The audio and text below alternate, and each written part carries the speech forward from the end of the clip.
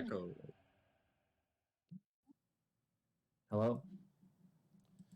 And hello, everyone. It's your boy DM Aaron Raphael Amin, and we are happy to bring you another game of Doom and Gloom and all kinds of infighting and all those things that aren't exactly fun to do in real life. Are they fun to do in the game? I don't know, but I like the drama.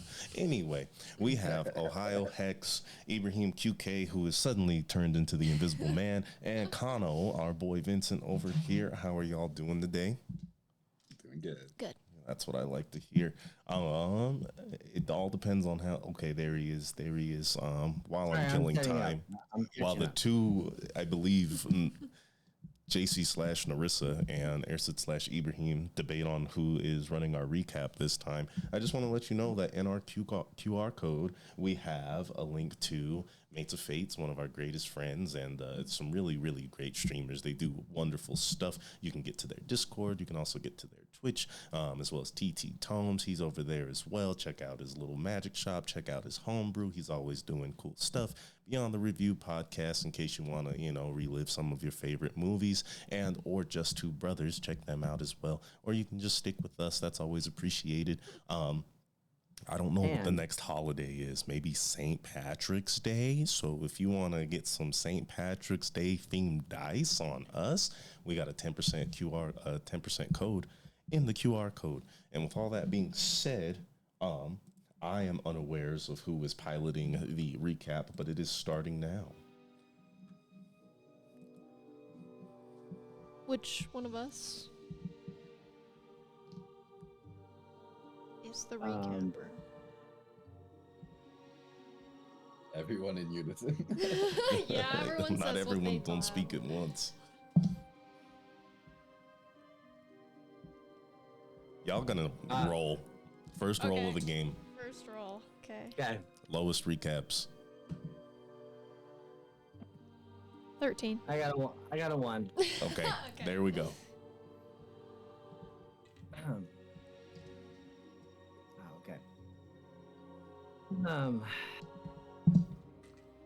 God, it's just okay. Let me remember. Yeah, I know. It was a lot, but it was not also. It was emotionally a lot. Okay. Ersid, Nerissa, Vincent, Wassa, and Spike returned from the depths of the dungeon where ManEater Mabel resided, with one of their compatriots in two hands, really, as Nerissa held Kane's severed head in her arms. The group wrestled with the reality of losing one of their closest friends, and Ersid was really struggling with that and searching and seeking for some kind of answer, some kind of solution that would perhaps save his brother. Waipo told him about a magical place called Evermeet and provided him with information and his findings and personal research on the matter, though everyone who approached this sea-bound magical destination went missing.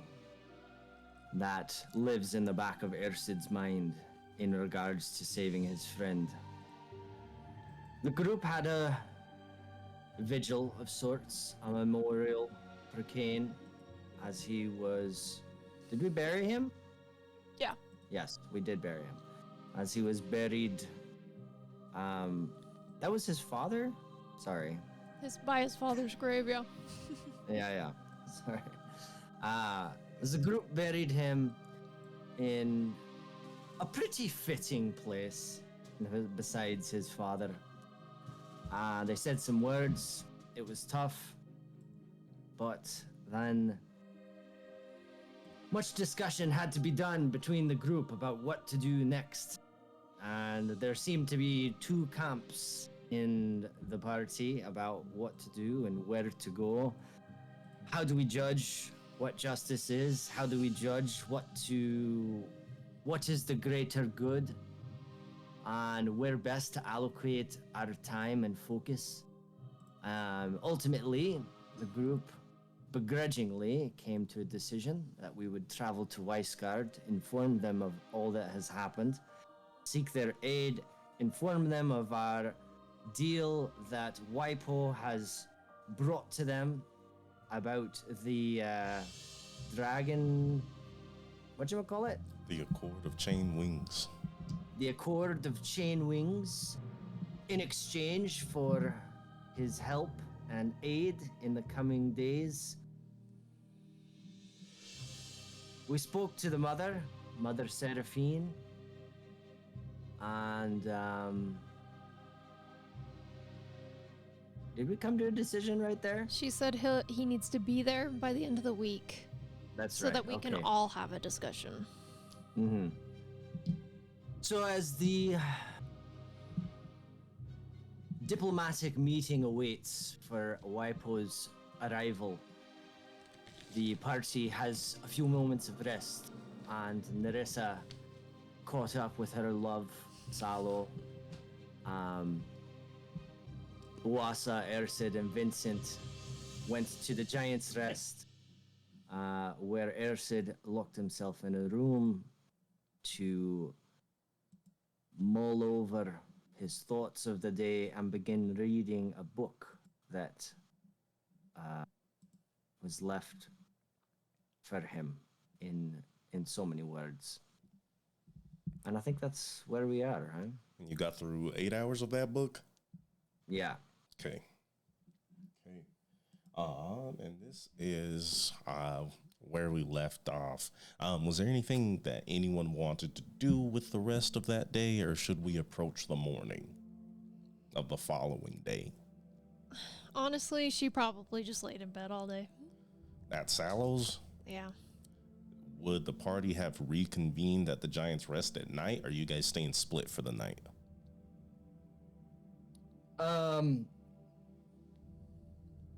I imagine Uwasa, we sleep together, so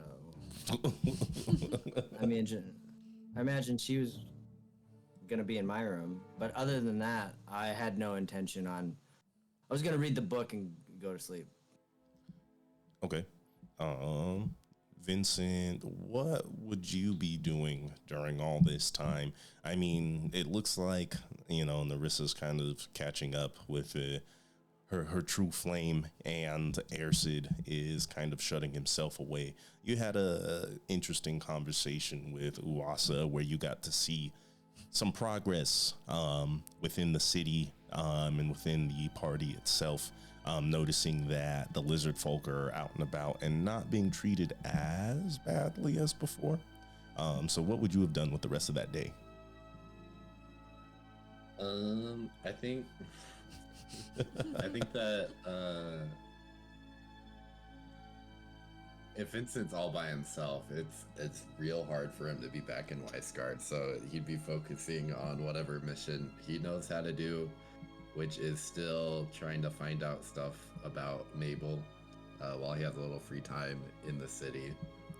I think maybe like looking for supplies, trying to figure out anything that would help against a vampire, against swarms of enemies, just like in preparing work mode. Go get your arm looked at. Don't sit around doing nothing.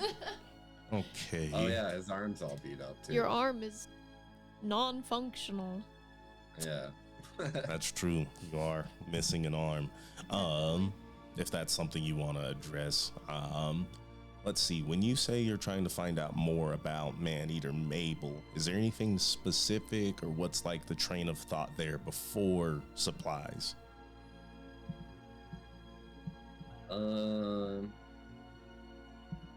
I guess just like what vampires are like. Okay. Go ahead and roll investigation or arcana. That is a 13. A 13. Let's see. what vampires are like. Is that the correct search term? Yeah, like what the folklore around vampires and stuff is in this world. Okay. How to defend against them. You're searching for like academic references and peer-reviewed like works about vampires. And also even just hearsay, even just like what normal people say about vampires too. Holy water. Yeah, when you're getting this information from Weisgard, as far as the people go, they're obviously an affront to the many gods, Othia especially. There's no... They know that they are not fans of holy water. They are not fans of running water. And there are many speculations as to what makes a vampire, but everyone you're running into kind of has such a disgust even mentioning the undead that they'd rather not bother. Okay, do I find anything in books? Like, is there a library I can go to read about it? As far as books go, let's see, with a 13 you're not able to get much. What you'd be able to find out in your study is that they feel, at least in some texts, if someone dies in the Badlands and has enough of a need to hang on, the zombie that is formed from the surrounding magic, if it continues to prowl and kill, it may become a wraith. And if a wraith continues on this same path of deduction and towards sentience, it may become a vampire. Ooh, that's interesting. Are the Badlands the area by Burnwell and Orin, that area down there? Yes. Or okay, cool. And then you want to look for supplies. You guys have Narissa, who has daylight. Do you guys have any holy water? I do. I had some made before the cloud chorus, so I have anywhere from 2 to 5 vials, whatever you would be willing to give me. I had 5 made, but I did kind of say I was going to hand them out, so I might have 2 or 3, because I think I gave one to Uwasa.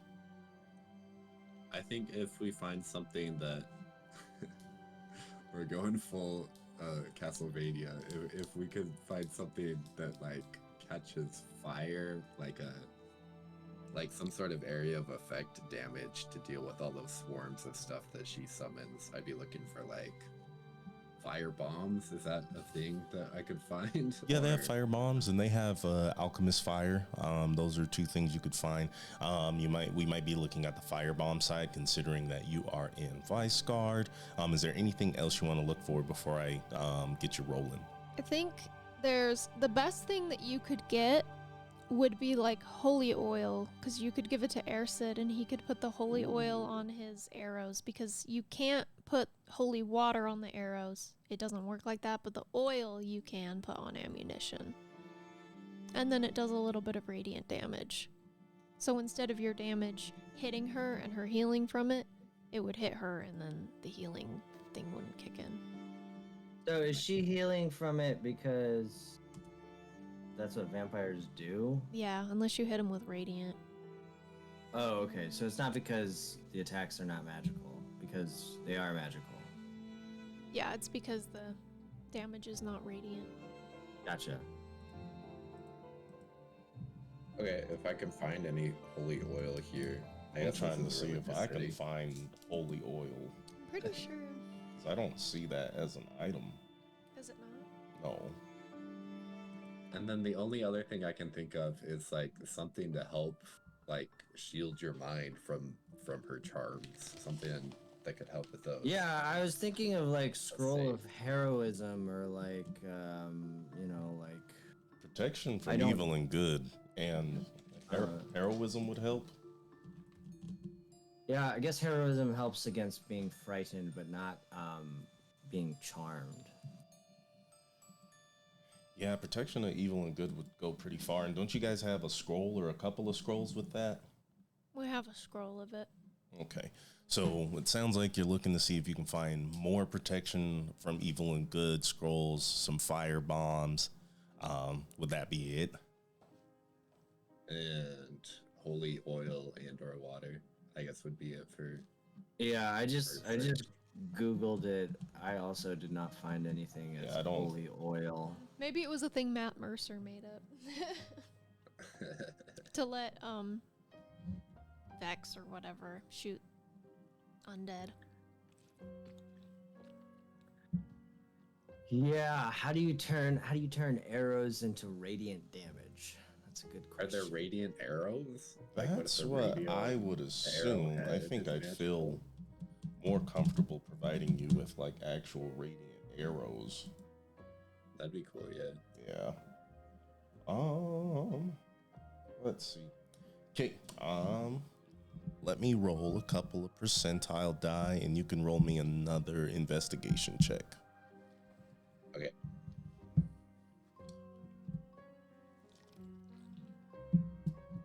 Uh, 18.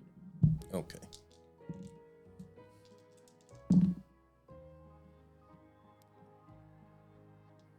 Music's too pretty for this hellhole of a city. This place is a beautiful city. It's just... It is. It's too beautiful. Okay. You're able to find 2 fire bombs, totaling 100 gold total. You're able to find 4 flasks of holy water, totaling roughly 40 gold. And there is a quiver of radiant arrows. Inside the quiver are 12 arrows that will deal radiant damage. The cost of that, you're looking at roughly 2,000 gold. Dude, we used to be fucking rich, and like now we're not. We were criminals. Fire bombs and the holy water, and then almost broke. Okay. I don't want to be too like. Can you just like make a note of which shop you're at so that we can go back and get that if we have to? Yeah, for sure. If we can get a couple, a few What's of the them. shop called, Aaron? What's the NPC who runs the shop? Okay, I got you. Okay, I'm not getting on. Get out of here. Who is he? What does he want? Let's see. The shop is known as the Little Dipper, and the NPC is a Goliath woman who goes by Rafa. And her backstory is unbeknownst to you because you didn't ask her, you asked me. Oh, but I saw a framed picture on the wall that revealed everything. Okay. Anything else you want to do with the rest of this day? I think that's probably good for a day for Vincent. Okay. I'm gonna roll evens. We hang out with Airsid and Vincent first. Odds, we hang out with Narissa first. All right. And Airsid, it's been a hard night of reading. Would you have had more than that 1 cup of vodka? I don't know. I feel like I don't know how to ask this. Is the book good? I assume it's dry as hell. Go ahead and roll a d20. Tell me if the book is here. I'll roll it since you asked me. Yeah, go ahead. This is a textbook. It's dry as hell. Okay. This is like reading Kant. I like reading. I was gonna say I think this would be less interesting than reading Kant. Oh, I hate it. Absolute worst thing No, I've ever read in I'm my talking life. about like an actual textbook. Like if you it's opened like up a book that Grey's said Anatomy. psychology, yeah, something like that. I would enjoy that more. Okay. I'm conflicted between meta intentions and character. I think he probably listen. He's not like. I don't think that he's gonna like drink himself silly, but he probably will get a good like drunk. Like he probably can't drive. You know, he's got a .08, but he wants to read this book. So, does that answer your question? It does. So that means I am gonna need a Constitution save for the morning. Okay. Okay. Hungover. Oh, how the turntables. That's gonna be 19. Okay. The light that flies in through the windows of the Giant's Rest is bright, reflecting off the snow that seems to ever fall around Weisgard. However, it is a standard blindness and not, exaggerated by your tendencies of the night before. Uwasa still slumbers next to you quietly. And you know Vincent would be, did you guys share a room or did you get two separate rooms?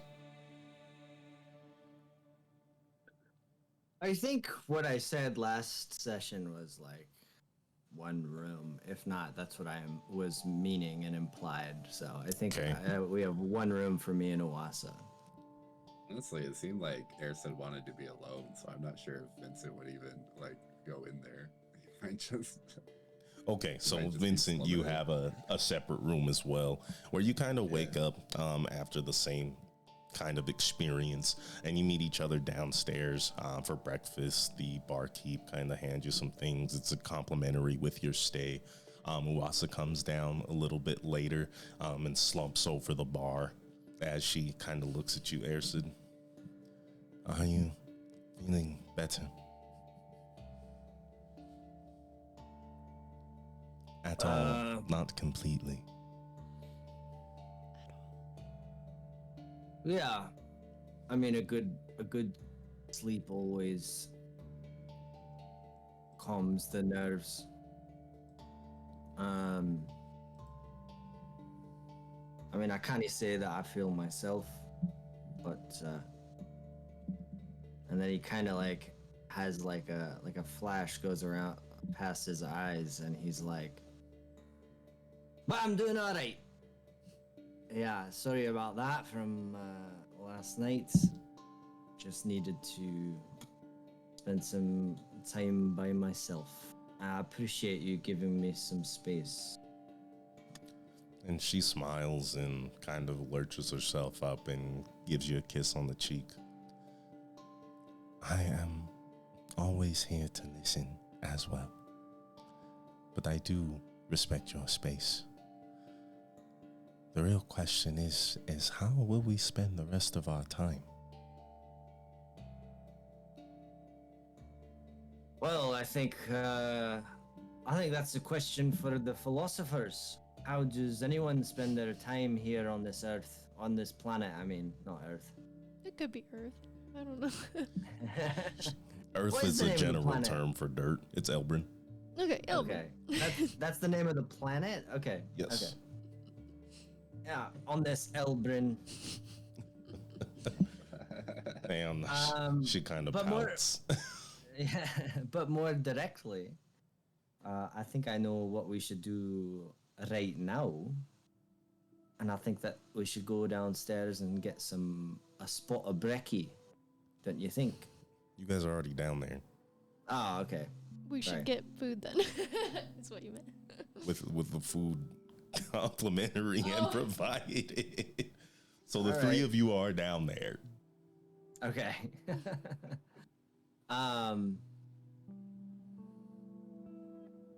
Oh, so Narissa's back? No. You Vincent, and Uwasa. Okay. Okay, right. Vincent's got a big plate of like eggs, just like piles of eggs. So many eggs. His hair's all messed up. You can tell that he didn't really sleep that well last night. But he's got his like investigator journal out on the table. And he's like, "Good morning. Did you find anything in that book?"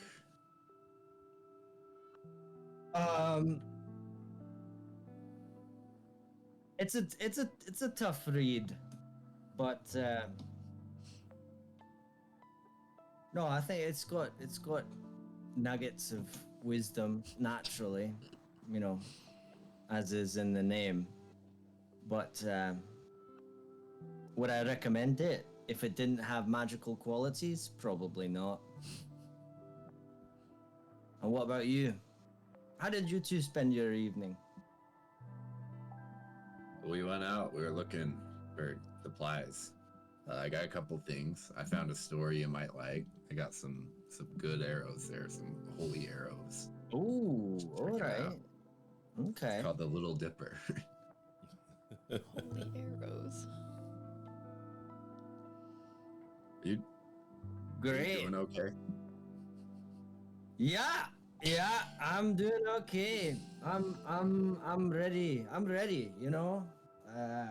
Yeah. I'm doing fantastic. Thank you for asking. No, no, I'm not, but there's nothing to be done. So I just want to bury my nose in the work, and that's just, you know. Have you seen Narissa?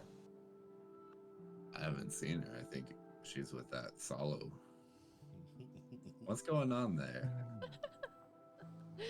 Well, what do you think is going on there? I just remember 2 years ago they got in a sexy wrestling fight and he walked around everywhere without his shirt on, and now they're spending the night. How's it? Yeah, What's going on?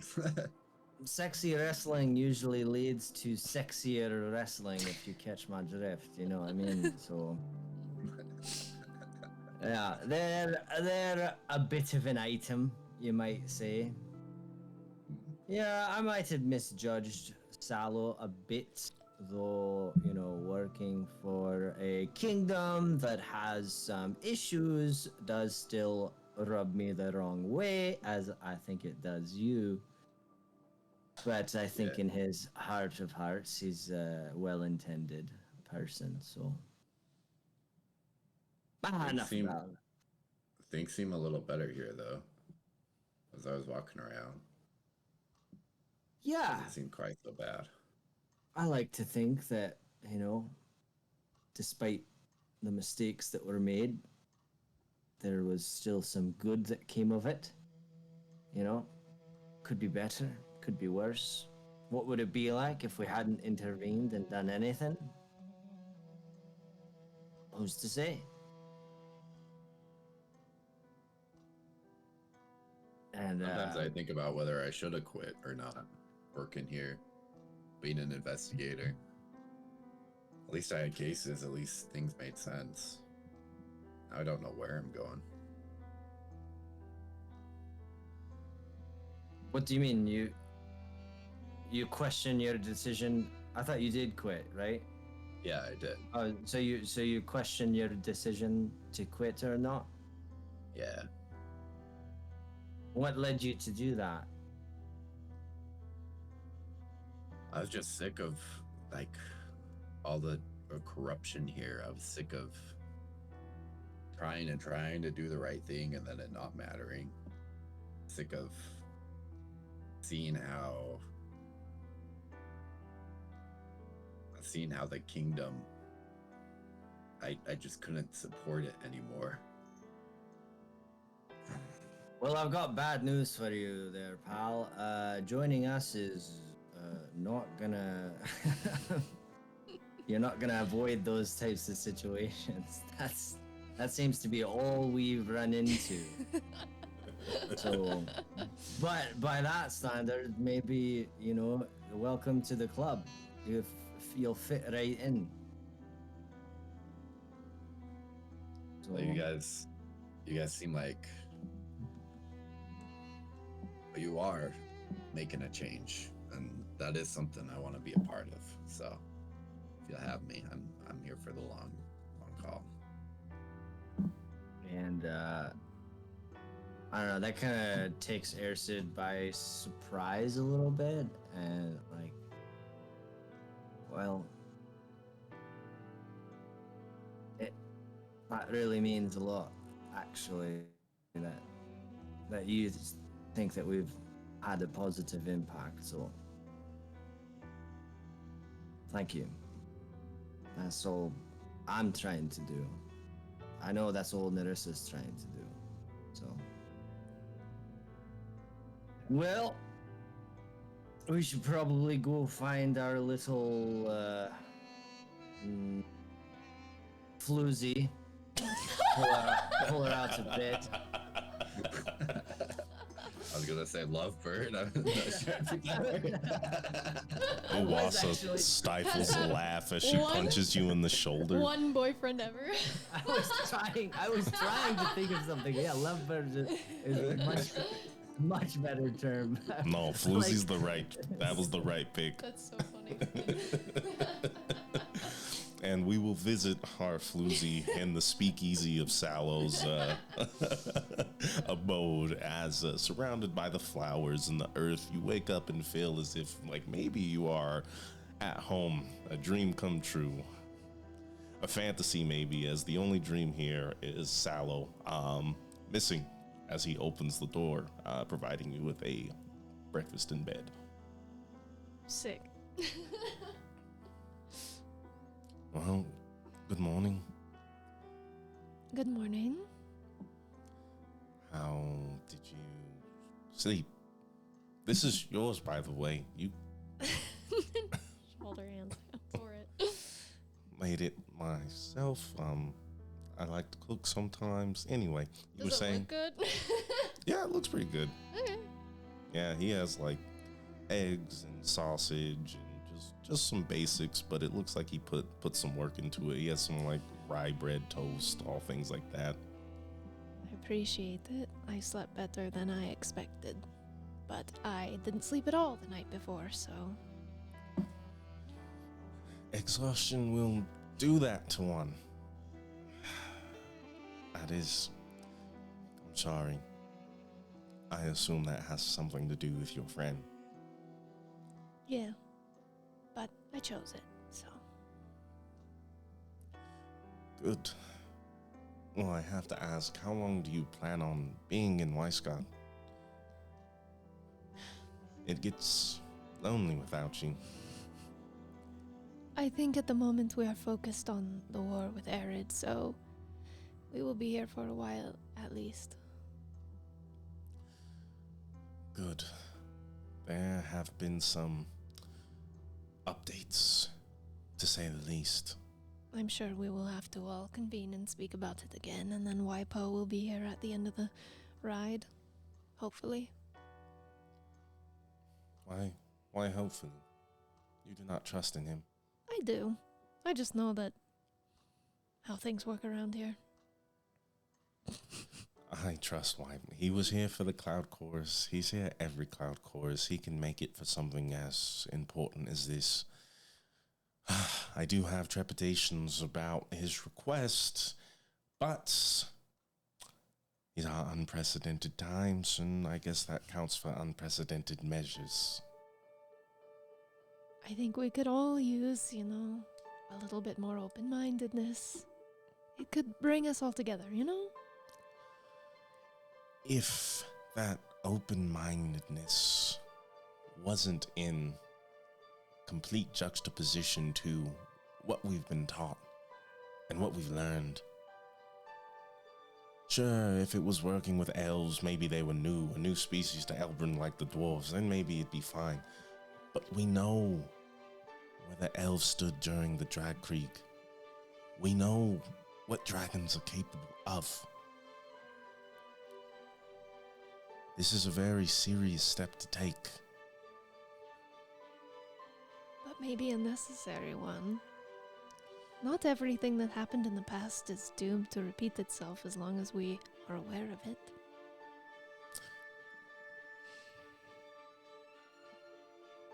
You say that, but forests burn just to grow again. I fear that everything is a cycle, regardless of our decisions. Then we can only do what's best right now. We can't help what happens down the line.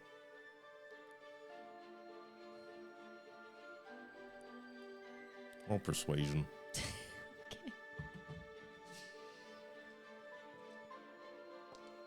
Natural 20. 27. He is your boyfriend. Yeah.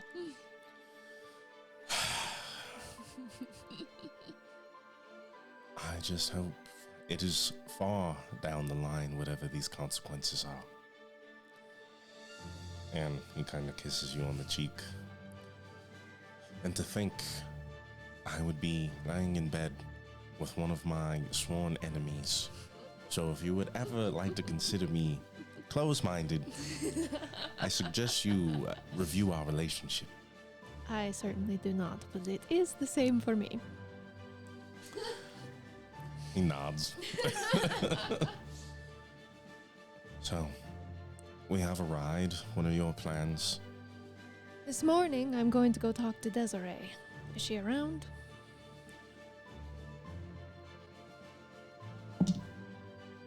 She has nowhere else to be right now. Being the wife of a presumed dead king certainly comes with its own level of, responsibility. Mm-hmm. I'm sure. I think that keeping up a good relationship with her will be important. As much as she probably doesn't want to like me. Not sure she wants to like anyone but herself. I'll just be like, yeah. Well, best of luck. You have a few days to sit down with her, so when are over, should I bake you something to take as a gift, as a peace treaty? Does she like that sort of thing? Yes. She happens to be quite fond of my angel food cake. Then sure, anything to butter her up. Then you might want to wait until the afternoon. Sure then. I will just be in the courtyard if my friends come to find me. I'm going to be training. I will let Nuri know. And he kisses you and gets up and kind of goes about his day as you make it to the courtyard. Our friends make it to the palace where Nuri escorts you to the courtyard. You see Narissa training, kind of lost in thought, expressing it through technique and warrior prowess. As you step in, the light is extremely radiant. The skylight above the courtyard seems to be the only place in Weisgard where the snow completely melts before it touches the ground, leaving a sparkling dew around all that is this area. Laser focused, swinging the scythe around.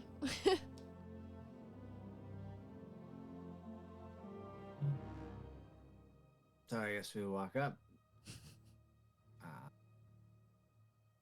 Hey! She definitely does not ever notice anything. Her passive is so bad. Oh. Good morning. Good morning. How are you?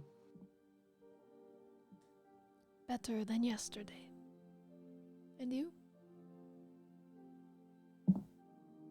Better than yesterday.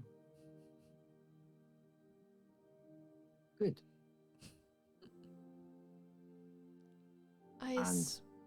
Go ahead. No, you.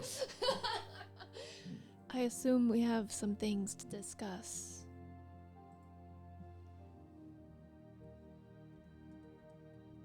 Yes. It seems we always do. Would you like to get a coffee, perhaps? Sure.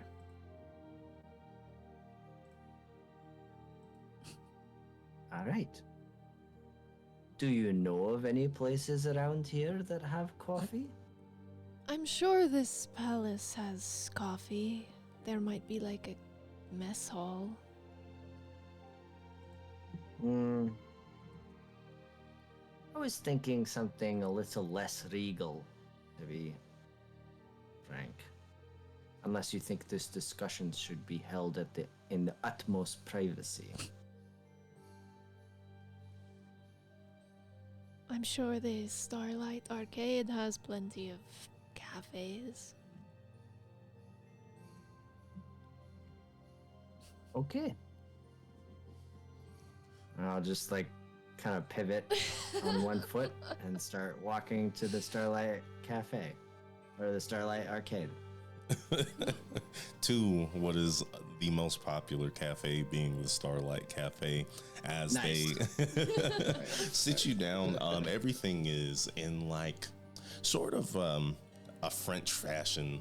White flowers vine their ways up and about white marble, sort of like pillars and white marble tables. Everything there kind of has like a porcelain china look to it.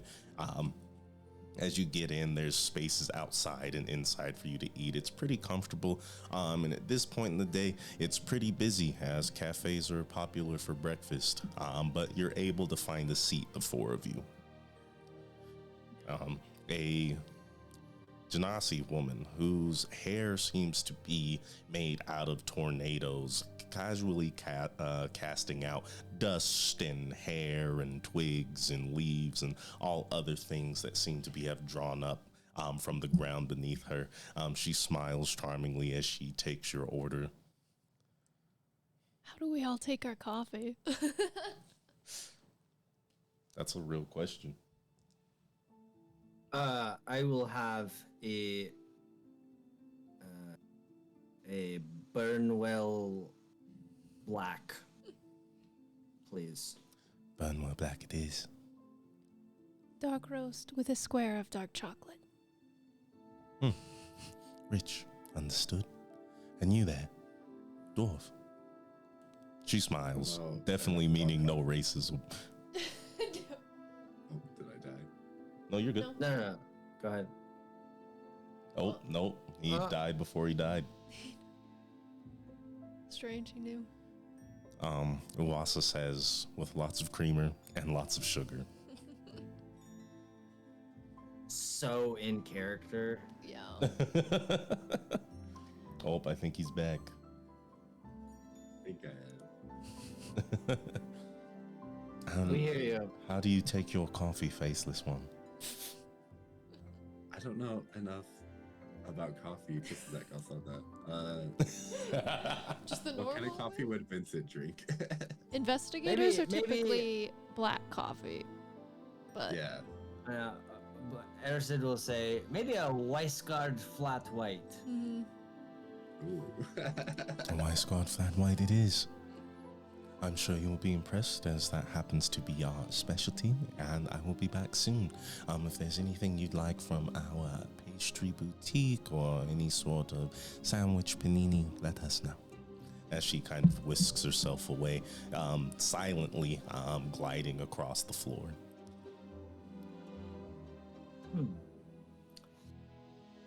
Well, as I sit kind of awkwardly, how is Salo? As well as he can be, I think, all things considering. Worried about everything. Concerning Erid Yes. and the Accord of Chains or thing that it is? Of course, he's worried about it. He doesn't want it to. He doesn't want it to come to the point where we have to abolish it, but I mean, it needs to be done. I'm sorry, can you remind me precisely what that accord is? It allows them to ride their wyverns. Because they're like wyvern rider fighters. So to get rid of it would allow them to use their wyverns in combat. Because wyverns are like little dragons, kind of. Yeah. Okay. Kind of. Little being used very loosely. Little in comparison to dragons. Sure. Oh, okay. So it's kind of like the nuclear disarmament act in like IRL. I'd say Right. it's somewhat similar. I don't think it's maybe if they were out riding like dragons all the time, I'd say that'd be a more accurate description. Yeah. Right, but like I imagine that WIPO and the people of Molitushu like agreed to sign that in like good faith of like allyship. Do you know what I mean? Is Yes. yeah. And so okay, yeah, I'm with you. What was I guess I'll ask the table, but also ask the DM if I would know this. Like, what was the relationship between Molitushu and Weisgard before they signed that treaty? Were they at war? Yes, Molitushu and Weisgard both stood on opposite sides during the Dragkrieg. I think that would be close to common knowledge. I don't think you need to roll for that. Okay.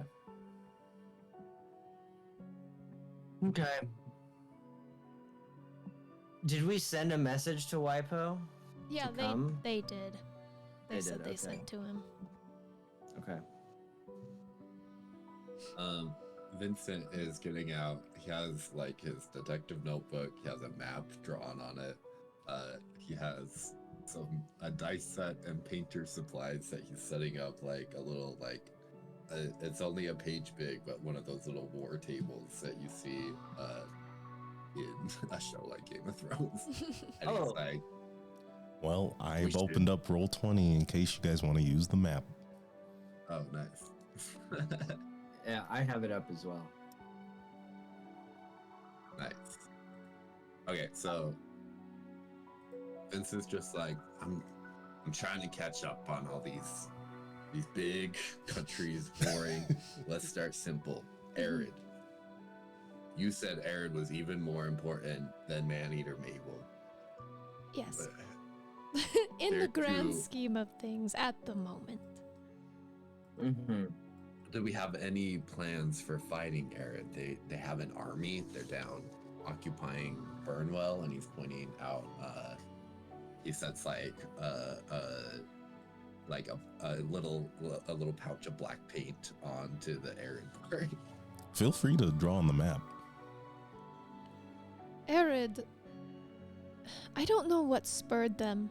All of the sudden, they decided they needed to crusade out. It started with the occupation of Burnwell, and now they are saying things like King Iltar is dead, and they are going to instate Denise something.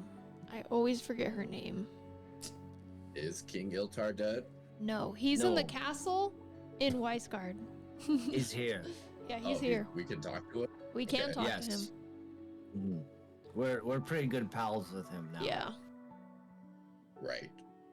So what is our strategy in stopping Arid? What have you guys been Our- working on so far? Current plan at the moment is hopefully we can gather a group of people who are stealthy enough to infiltrate Arid and kill their leader while the rest of us pull Arid's army out into the field to distract them. Is Arid a person? Who is their leader? Pyranist Badon? Lucia Denise. Lucia Denise. That's who they want to be ruler of Burnwell.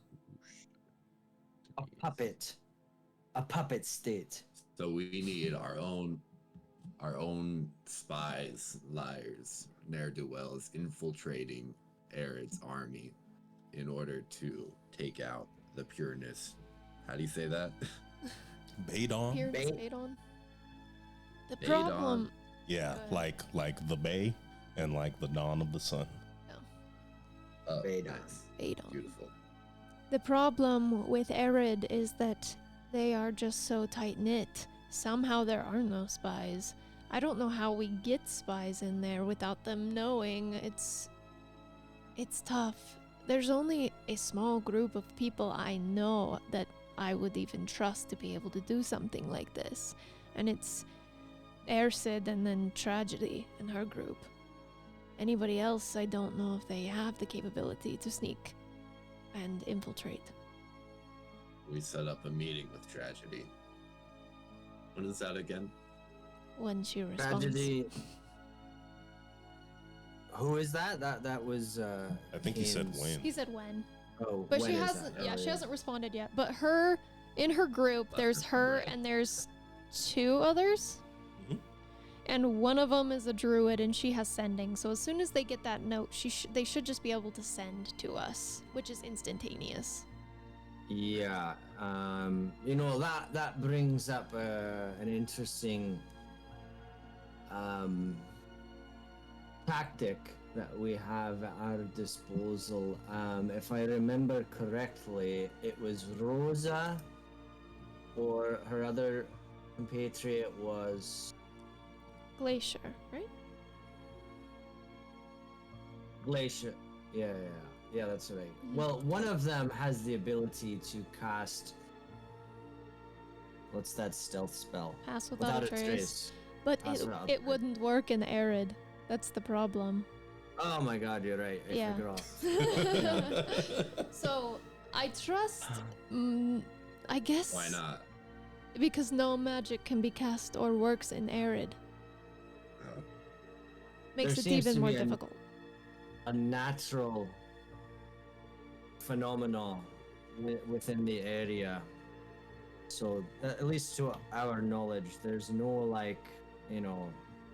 there's no counter magical ability that is making Arid non-magical. It is Yeah, just It's not like of there's the- like a generator that you could break in and destroy. It's just like this is it's a like thing. the fabric of the weave itself. Yeah. Which sucks. I don't So- use magic anyway. Yeah, we would be relying completely on your physical capabilities, which I trust Ersid in that regard, and maybe Tragedy most. You know, I think the 2 of you have the physical capabilities of being stealthy and disguised.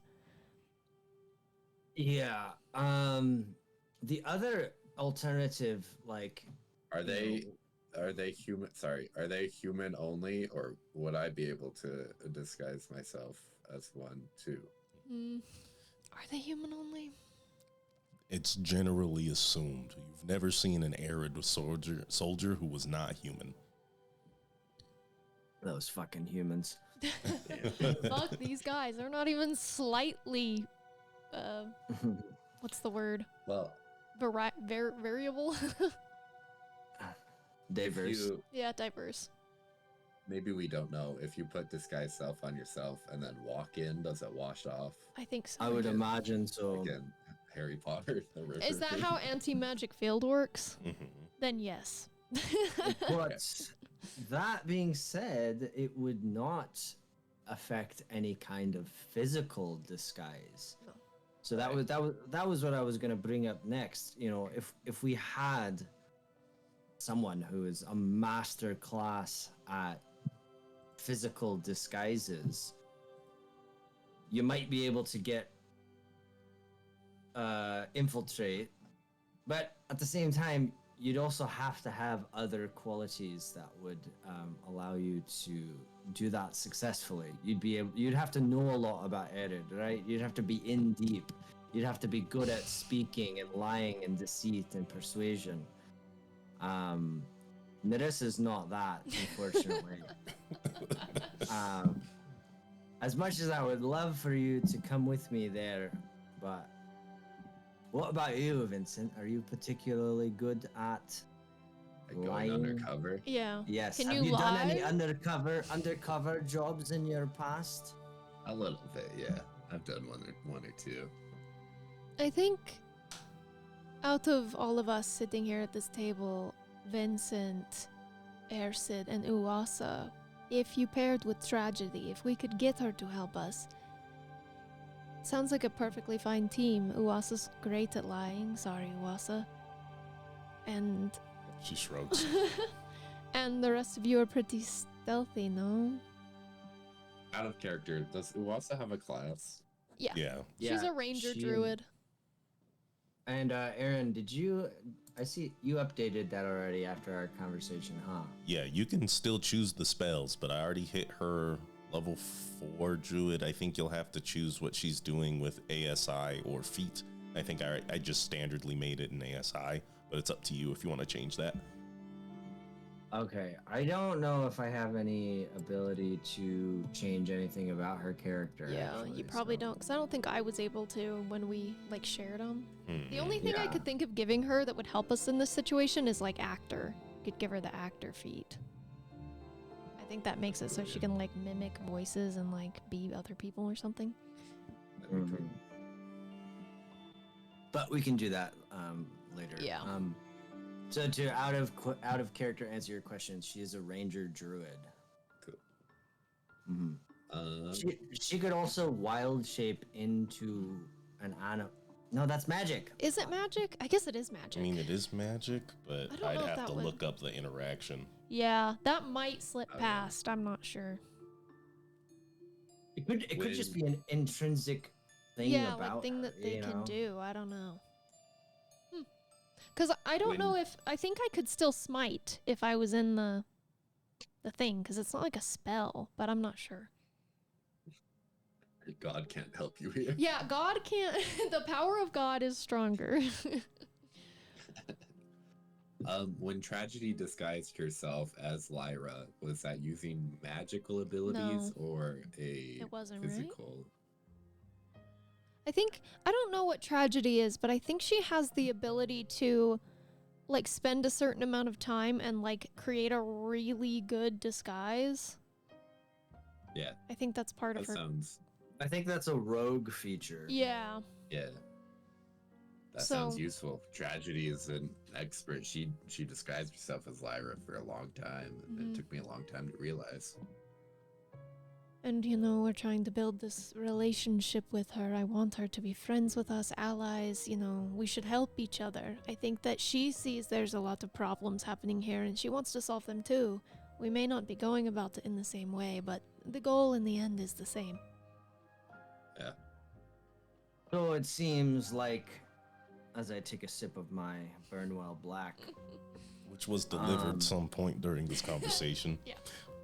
I had- I had to imagine. So it seems as though that is our plan. Wait for Tragedy to respond. To see if she will I mean, help us. Yeah, so let's walk through those two scenarios. Let's, scenario 1, she says yes. I imagine we'd have to meet with her, give her the briefing on the plan. Do we just go? Do we go right then and there? I guess we have to coordinate with Desiree and some others to lead the second unit that is going to draw the attention to the front gate, right? Yes, and to that point, something I forgot to mention, the speaker got in touch with me last night. He sent me a message and said that he will be in the Moor the day after tomorrow, I think, right? He said 2 days. Yesterday he Yes. said 2 days. Tomorrow? Yep. He will be in the Moor tomorrow, and we should go to speak with him. If When you say speaker, who do you speak of? the speaker of the messengers. I don't know if The speaker of the messengers of Tuhanul. Of Well, Tuanul. I don't know how much you know about them. He would know. They've gained a lot of traction. They're everywhere. What What do I know? So the Messengers of Tuhanul are a community of individuals who believe that the resurgence of dragons is a good thing and are sort of promoting it to welcome their so-called mother goddess Tuhanul back to Elbrin for the sake of the planet itself. Okay. And we tell him that. And as you as you might imagine, that is rubbing a lot of people the wrong way. The idea of dragons Which, returning. to be fair, from what we've seen, it hasn't necessarily been a good thing every time. But Has it been a good thing at any time? the one in Paiki Wanua, right, didn't seem... Well, yeah, I wouldn't classify. Yes, but I wouldn't classify him as evil. But it also, there's an example of a good dragon, as far as we know, is this little guy, and I pull out the Shard of Stradior. Mm-hmm. What does the shard look like? It's like a purple sort of rhombus shape, very even in all of its cuts, extremely well cut, that glows with an effervescent like pink light. It floats on its own. Even when like Ersid shows you, it just kind of dances in his hand. And a voice appears. Ersid, you use me as an example. But we are no longer bonded. Yes, you know, about that, I felt compelled to get a new bow because I feel like I needed an upgrade when it came to dealing with some of the foes that were being matched up against. And you didn't want to bond to the bow, and so why is that? Do you know? I can only assume that based on the original bow's lack of magical property and your new one, that they are not able to coexist. That being said, I am terribly wounded. Hold on. Oh, no. Oh no. I think we just had an earthquake. Oh man. Whoa. Be safe out there. That was so weird. My whole house just started shaking. Really? Yeah. Like... Yes, I could feel the ground, and I could hear like the. You didn't see anything moving in the camera? I was looking away at that time. Oh well. All right. I'm sorry. That seemed a little pressing at the moment. No, for sure. Yeah. All right. I'm sorry, Sardior. What were you saying? I am wounded that you would choose another bow over myself. Well, I have to break up with your magic item. Hey, it is sentient. Sardior, it was nothing personal. I didn't think that you, I didn't think that you had any connection to that bow. I thought that the connection was between us. And here I am, just a shard in your pocket. You know, Ersid, now that I think of it, you have never spoken to me. I have started every single conversation. I don't know if that's true. No, I brought you out to speak to you just right now. You're right. That does count. I still feel... I have feelings. That is where I will stay.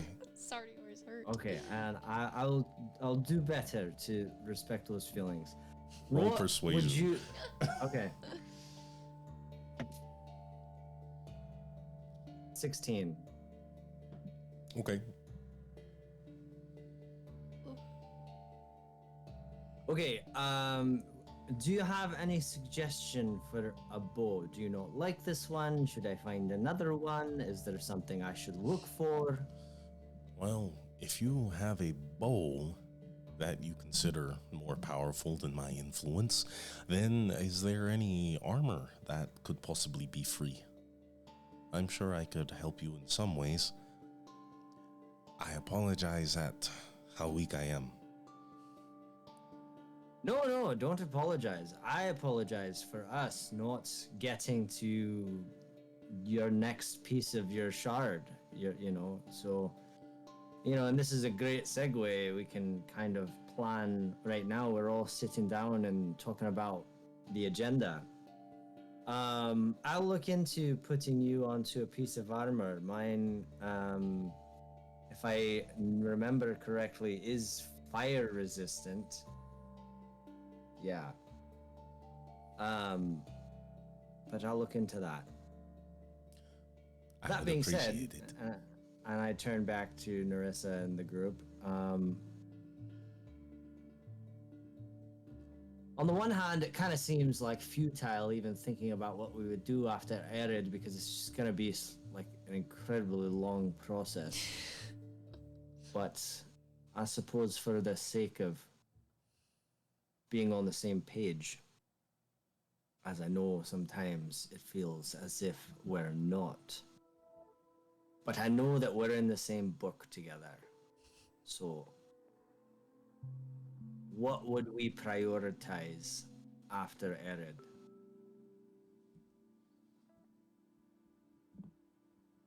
Because I'll tell you what I feel. I'll tell you my feelings. Okay, best case scenario. Everything goes to plan. We're able to murder the Pyranist, and their army gives up and pulls out, and there is a power vacuum in Erid that they have to scramble to deal with for a long time afterwards. You want to do what? Because my first instinct... I suppose it depends on how everything plays out, but I think I would prefer to save Cain if he wishes, rather than punish Mabel. But we make decisions as a group, so...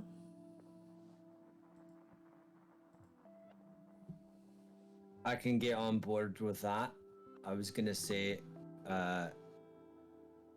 if there's a docket, number 2 on the docket is deal with Mabel / go to Evermeet / try and communicate with Cain. So, yeah. Because at the end of the day, I personally believe that Mabel should face justice. And if she is telling the truth that she is not going to continue to murder, I don't know why we should believe her, but if that's the truth, then nobody else will be dying. But at the end of the day, I believe that she should still face justice. That being said, it makes it less pressing than maybe seeking for Cain's peace or resurrection. And things could happen, things change, maybe the priorities need to be shifted. It's just at this moment that's what I'm feeling. I do think Mabel should die at some point. She has gone against the laws of nature to stay long past her life, and she has hurt many people in the process of doing so. Good. I'm glad we agree with that. Mabel has a habit of showing up when you least expect it. I feel like Mabel will come to us somehow, like she always does. And we see of that course, slash them everywhere we go. If we get tragedy on our side, then this is something we will be more privy to as time goes on. So, I think at this moment, whatever we feel is right. To that end, that we did get a little off topic. What I was trying to say about the speaker is that we should talk to him, because if there's any way that we can get Konwa or some of the messengers to help us, even if they don't work with Weisgard directly, because I'm not sure how that would go over. Konwa can turn into a dragon, you know, he can fly. That's a really good distraction. Yeah, and might help prevent more casualties on our side. So we're planning on the western front. Yes, just to be clear. So we're planning an infiltration on one front, and then on the eastern.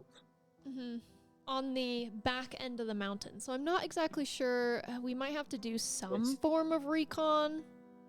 But there's like the mountains next to the sea, and I would assume that that was probably their least, like, they're not gonna expect somebody coming from the mountain. Yeah, right. Because like, that's their natural barrier. So they're not gonna put as much like protection into it. So I think that would be the best angle to come in from. For the frontal assault. So yeah, if you're looking at the map, I imagined, though we didn't really discuss, but I imagined that the frontal assault / distraction is going to be coming from the west. So like right where the word arid is written, like from the west point of the E. Yeah. Now that I'm actually looking at this map, I'm actually even wondering, like, it might be smart. I guess I'm saying this as Ericid as well. But to consider like a backup plan, a backup distraction would be to maybe have a secondary force hit them from the south. The south being... I'm really bad with directions.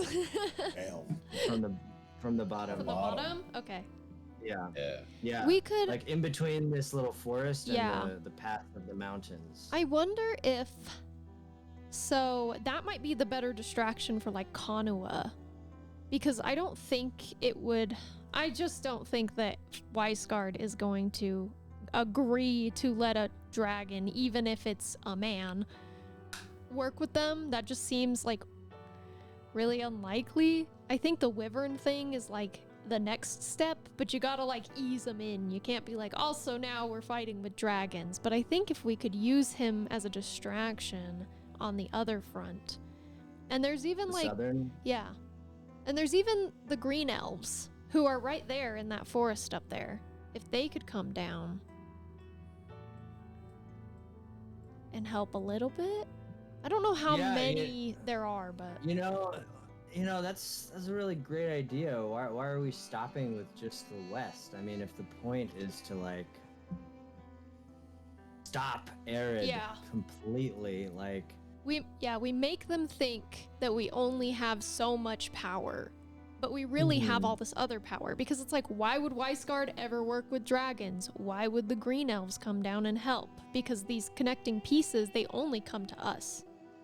They don't connect anywhere else on the board.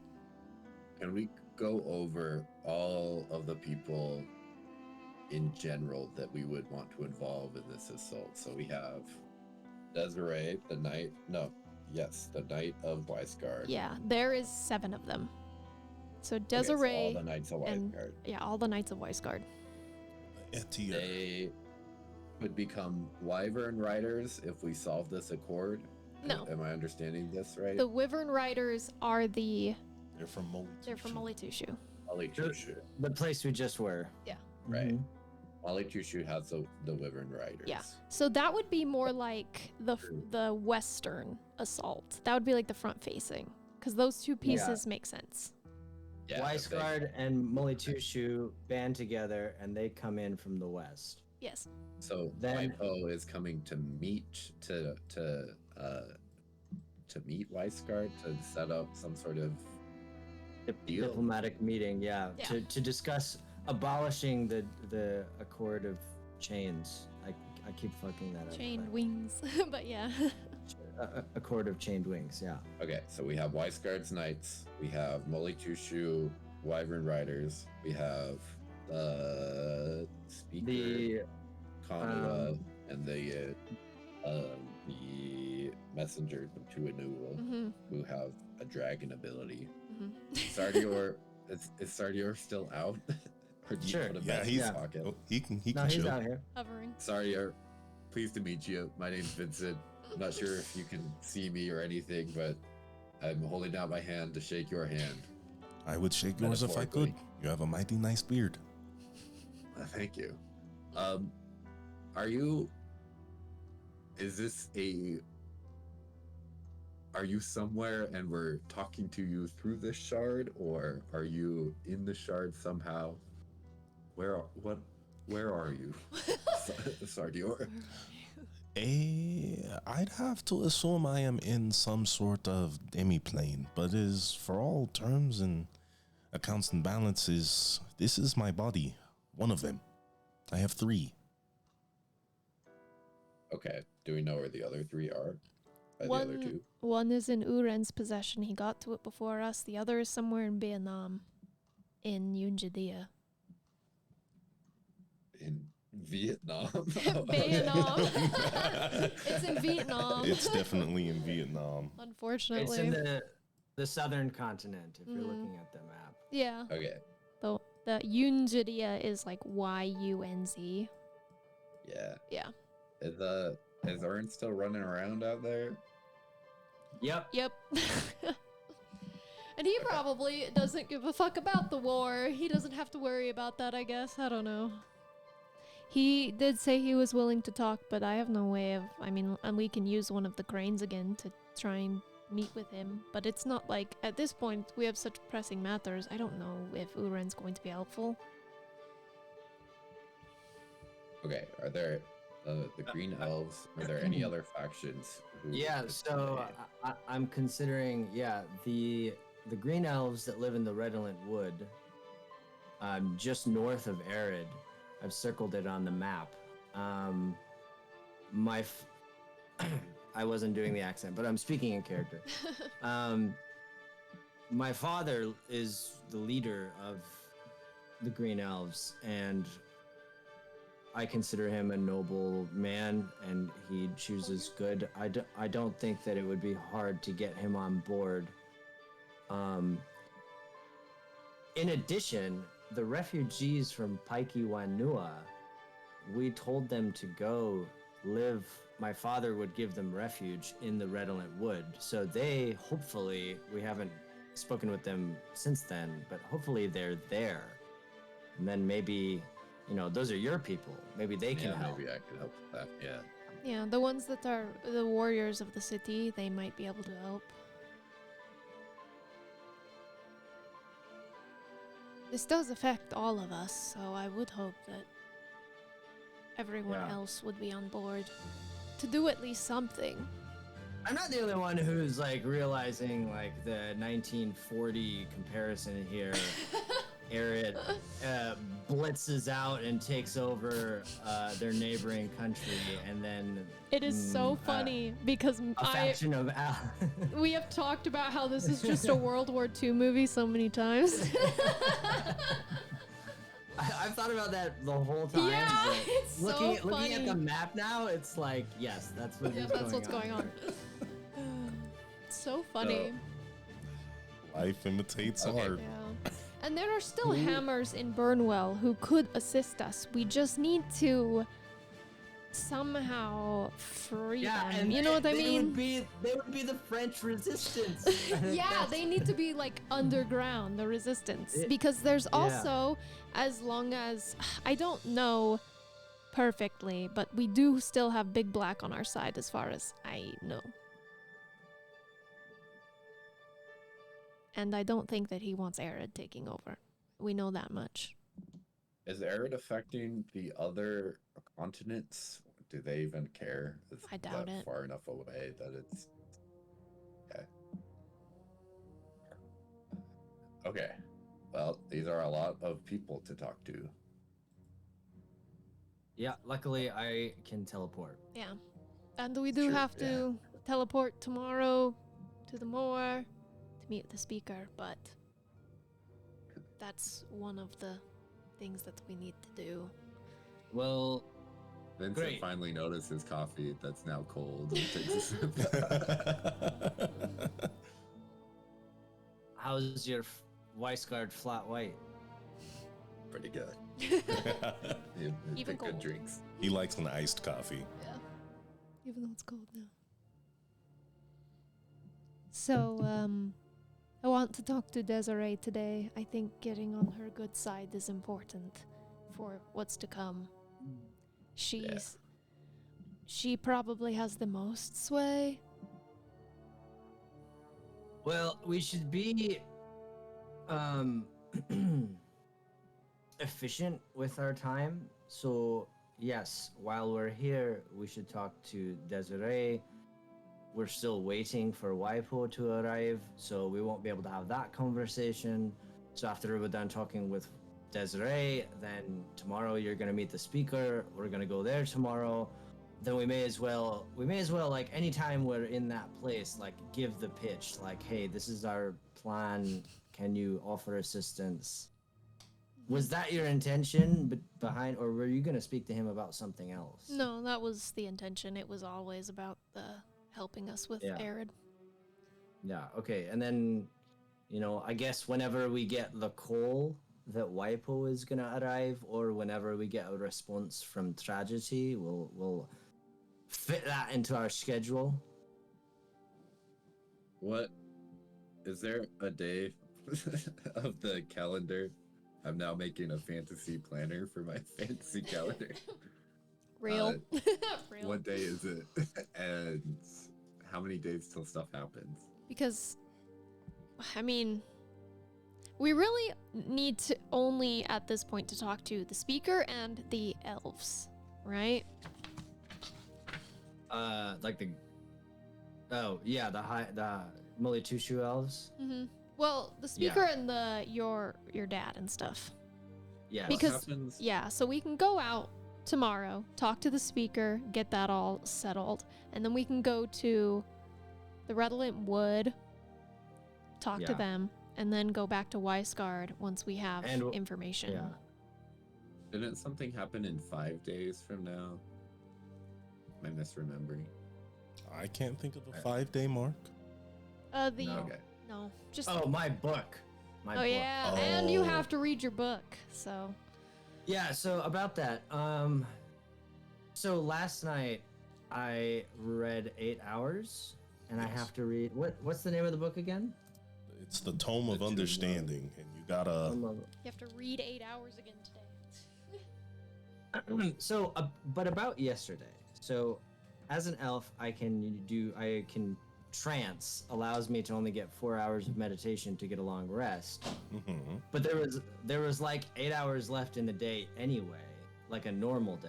Can I then read another 4 hours and just go to sleep at go into trance at 3 or 4 in the morning? Does that make sense? And then wake up at So I did 12 hours yesterday. Yes. Okay, cool. Well, it would be 8 hours yesterday, and you've already hit your 4-hour mark today. So you only need to read 4 more hours today. Yeah.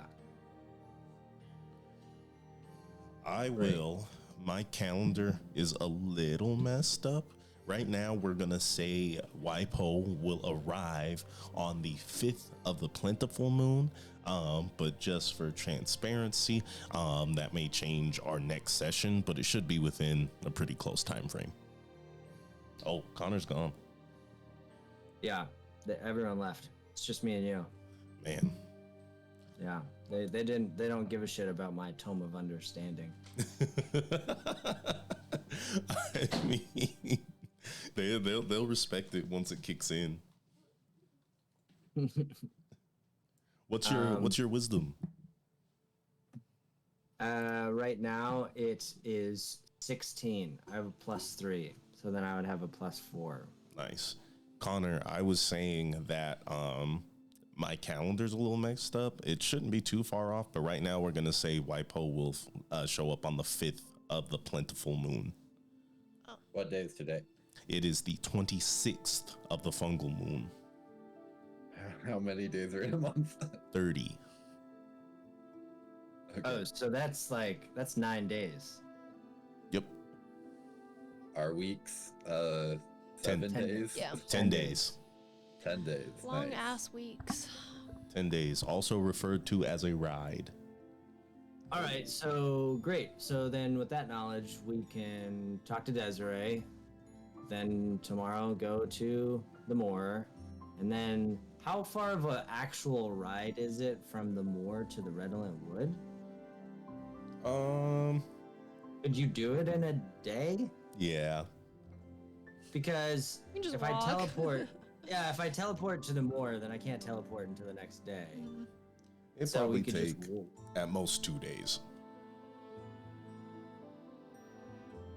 Yeah, we can just Okay. walk, Right talk now. to him, then teleport back. Well, lost him. Full moon Everyone's right now, and the next month is the plentiful the moon. plentiful moon.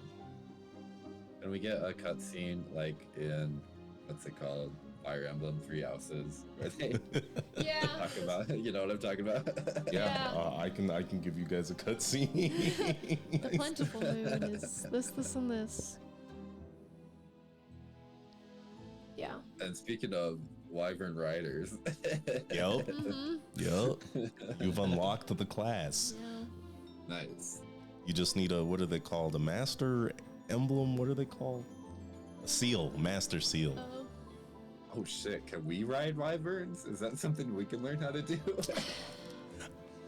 We can have that conversation You after could this ride session. them. I don't think Okay, it would not okay. assist you in your class. I don't think, but yeah. Anyway, I think that works. We can just walk there, talk to them, teleport back to Weisgard. Once we have all this information, then we can decide kind of how we want to like talk to them about it and like what we're going to do with it, because we'll have a big war meeting. Also, Sallow said that there was developments, so there's things that we have to go talk to them about anyway. Ooh. So who knows what's what's going on. Okay. But yeah, So what do we want to work on today then? I'm gonna talk to Desiree. You're free to join. Okay. I think I would like to meet her, yes. Okay. Yes. Let's do that. Okay, and after finishing up your brunch at the Starlight Cafe, you make your way back to the Othian Palace. A certain pallor kind of fills the air. There's a certain level of density. There's a weight being carried by the people of Weisgard.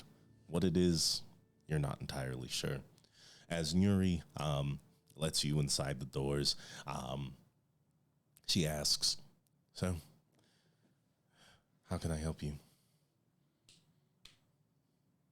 We need to speak with Desiree. I was afraid of that. Me too. But I am prepared. It seems that Sallow has been sent to patrol the gates. So, and she kind of goes over to a table and comes back with a dish with sort of like a dome on top of it, and lifts it up, and there's a beautiful angel's food cake. Looks like it's floating on the dish itself. A radiant white cream in between the lemony sort of yellow of the cake. And she closes it back up. I know she likes this, so I hope it helps. You and me both. Well, follow me. As she takes you through the many halls of the Othian Palace and knocks on the door where King Iltar stays. This is Yuri. Sadmon. King Iltar, does Desiree happen to be with you? And the door opens, and it's Desiree. Her hair, golden and radiant, tied back in a ponytail. For the first time, you've seen her out of her armor, wearing somewhat of a gown, a shift of sorts, a cloak on top, both of them with a starry motif. The gown itself is white, the cloak is black, and she kind of raises an eyebrow as she sees all of you at the door. Oh, if you'll excuse me, Miss Desiree, these individuals Kairos have come here to meet with you. And she kind of looks over Yuri at the rest of you. So, about. And Yuri hands you the dish and kind of like, just, sachets away. I suppose a few things, if you're not busy. Iltar, are we busy? And he kind of gets up and he's just in his robe. He closes a book that he was reading. I am never too busy for my friends. It is very good to see you. I did not know that you had made it back to Weisgard. I certainly hope this is good news. Can you describe Iltar? Like what he looks like? Yeah, Iltar, he has a red robe with like gold and white accents. You can see what seems to be motifs of his ancestry kind of coursed throughout a pattern in the middle. His skin is sort of like cocoa butter colored, like a soft caramel. He has a beard that twirls and sort of waves into his long hair that he generally has pulled back behind his head. He looks a little unmistakable without his crown. He has golden eyes. He's a very sharply dressed and good looking man.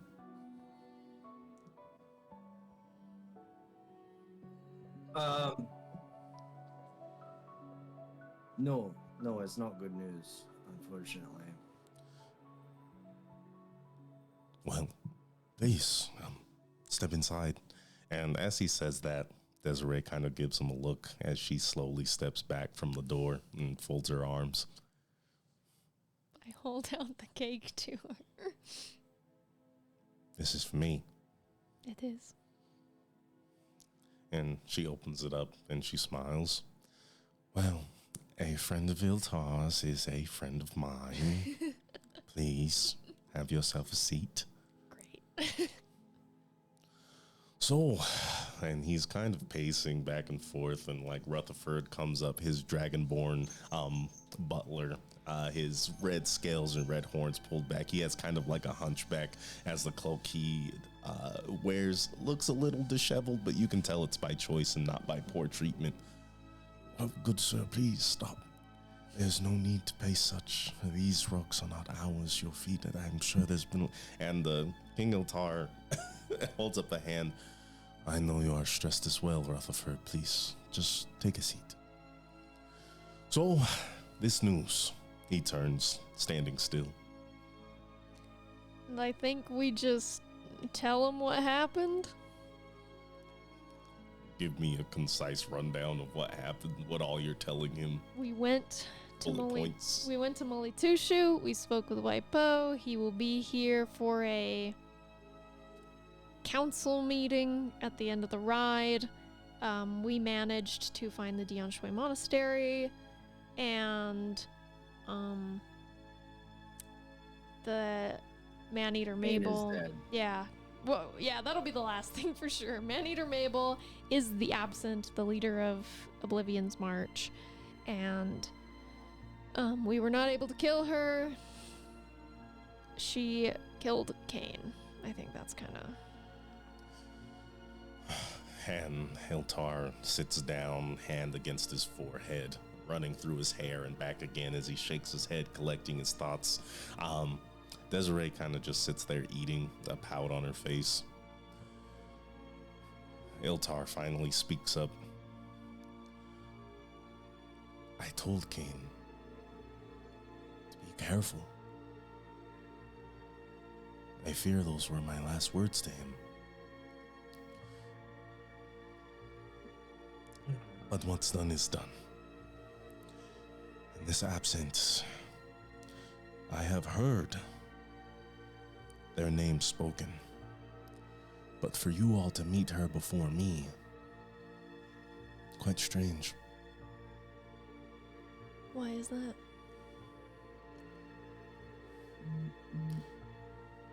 Who do you think worked closest with Oblivion's March?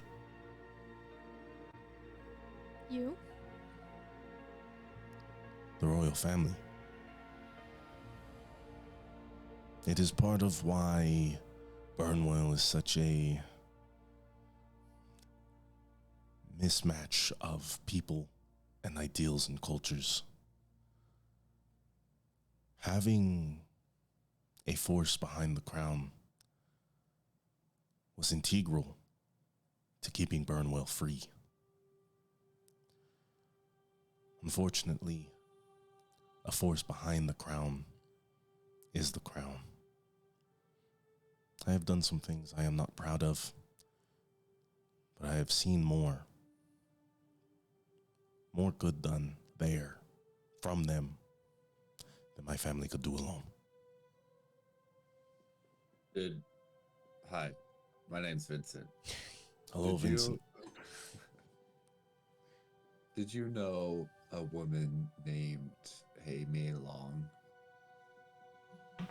I am unaware of a Hei Mei Long. An elf, I assume. Yeah. Just wondering. That is ManEater Mabel's real name, that is all. ManEater Mabel, the absent Hei Mei Long. We have learned much about this individual. Many names. And yet Have she you is heard- slippery.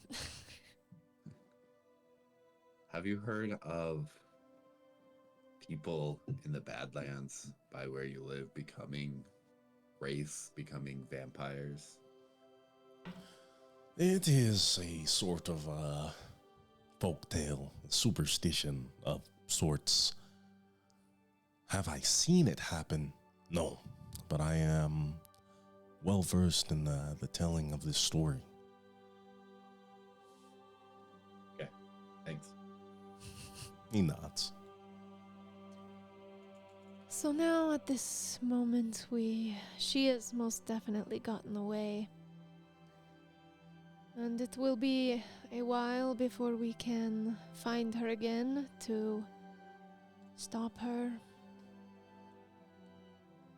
from, I don't know, Bring her to justice. turning more people into vampires.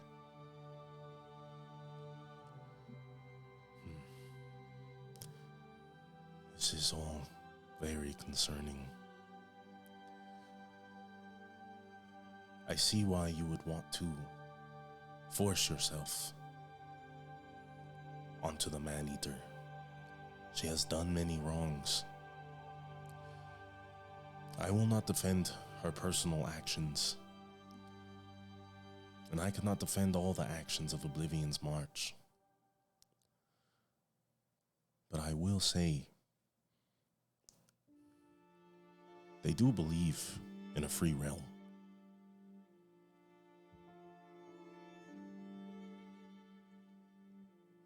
Would you allow that to come to fruition with their assistance? I think as long as it is not her we are working with at this point, I would not turn down their assistance. I know Big Black in Burnwell has proved to be an ally so far. And yet he answers to the ManEater. And so if he is to be an ally, how will you take the seed from the gourd?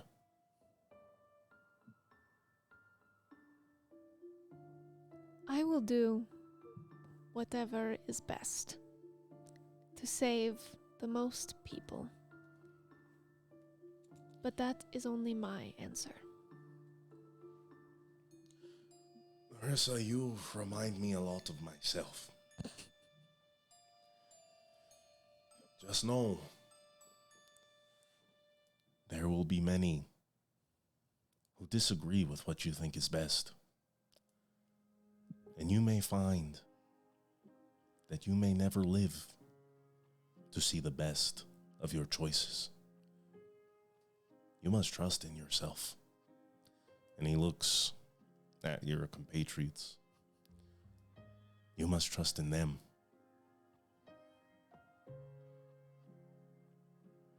And you must trust in her.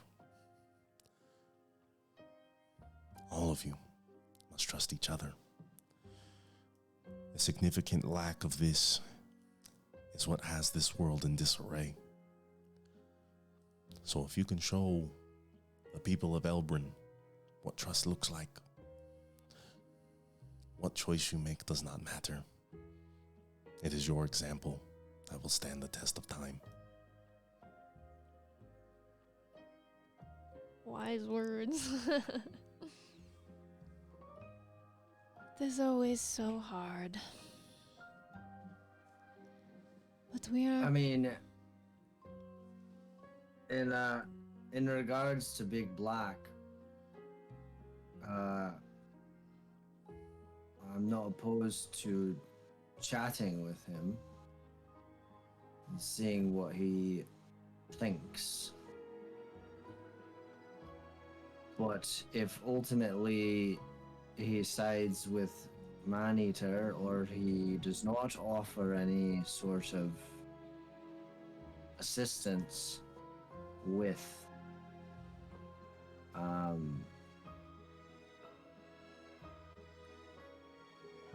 this war effort? Yeah, the war effort. Sorry, my thoughts were going multiple places. Yeah, the war effort, then, I mean, that's just something to be dealt with after the war. Now, if he has a problem with us wanting to bring the absent to justice, I mean, that's just a bridge that we're gonna have to cross when we get there. Another that you will have to cross is the bridge of knowing that maybe the absent may also be on your side as well.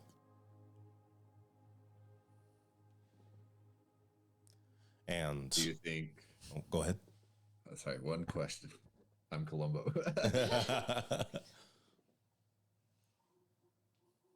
You said you worked with Oblivion's March. You were close. Do you think that they would come to your aid in the fight to save your kingdom, to fight against Arid? Would they leave you out to dry?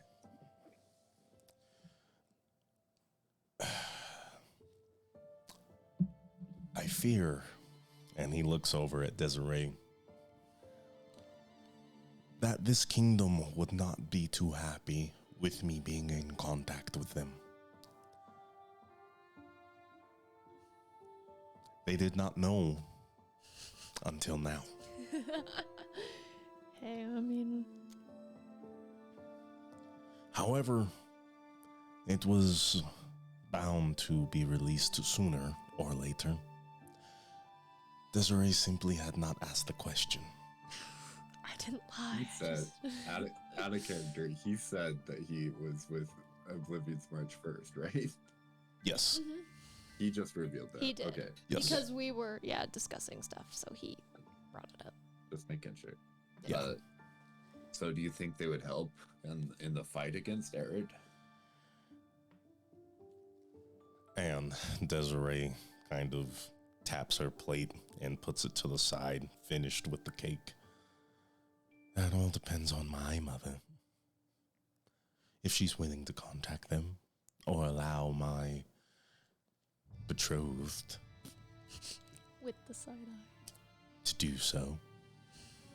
But that all depends on what our end goal is. And you, she looks at Narissa, brought me a cake for a reason. That reason being... Really, I was going to talk to you alone. Well, I can ask... We can take a walk if that's necessary. Don't want to speak in front of your friends. It's just... not that serious. I mean, everything that's going on here is serious, and everything we're discussing here right now is. Well, then if it's not that serious, I'm sure it can be said in the presence of everyone.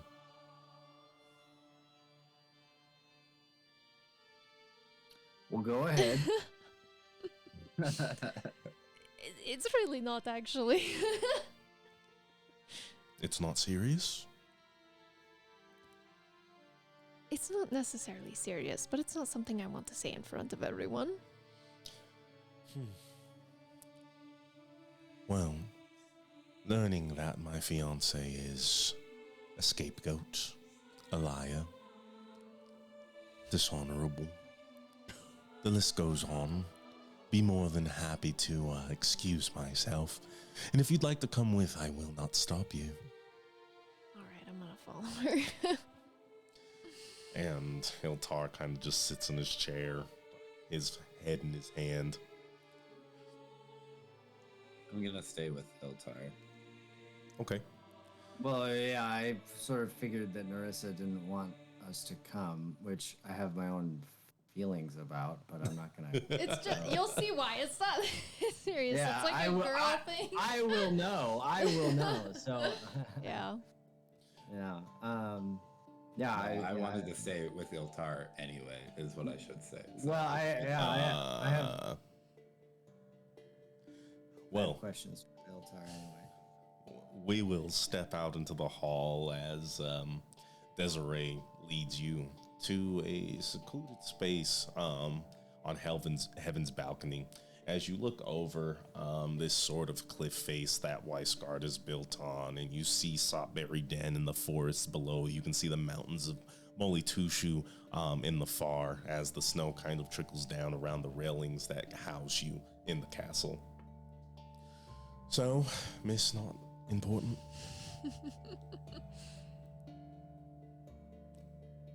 It's a little bit silly of a question, but how do you feel about King Iltar? Do you like him? This is what you pulled me out of this room for. This is part of it.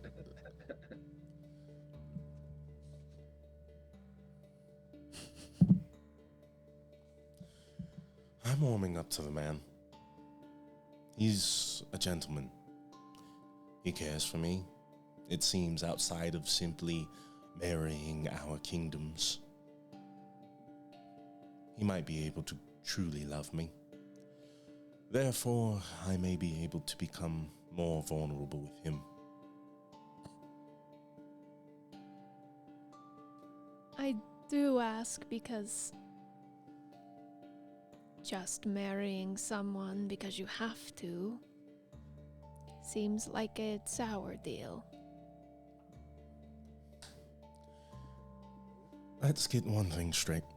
If anyone has to marry the other, he has to marry me. It is my choice whether we go through with this or not. And as long as you are happy, that is all that matters. Sure. Whether this is a betrothal for love or simply for the benefit of the kingdom or even the world, it matters not to me.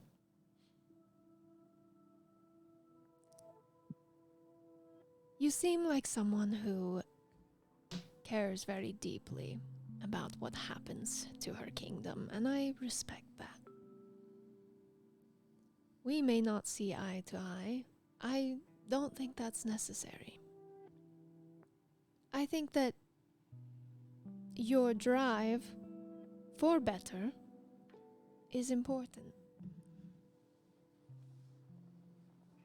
There's a lot of big decisions coming up. And I want to believe that we will all make the right choice. Whether it is hard or scary or not something we want to do. You see what I am, but I hope you also see who I am. Roll persuasion.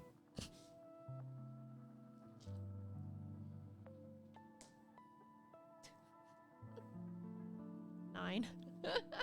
I am not risen with her for sure. I know what you are. Who you are only matters so much under the crown. The will of Arthea is what will be done, and that is what drives me. So, that is what I will do. Must I walk beside you as it is done? I will. And if I am ever to turn my blade against you, I surely hope you are prepared. At least more than last time. You are a very competent warrior. And if you would like to train, I am willing. Are you asking me to train you? I don't need your help. We have a saying where I'm from that the hardest rock sharpens the blade. That would make you The hardest rock.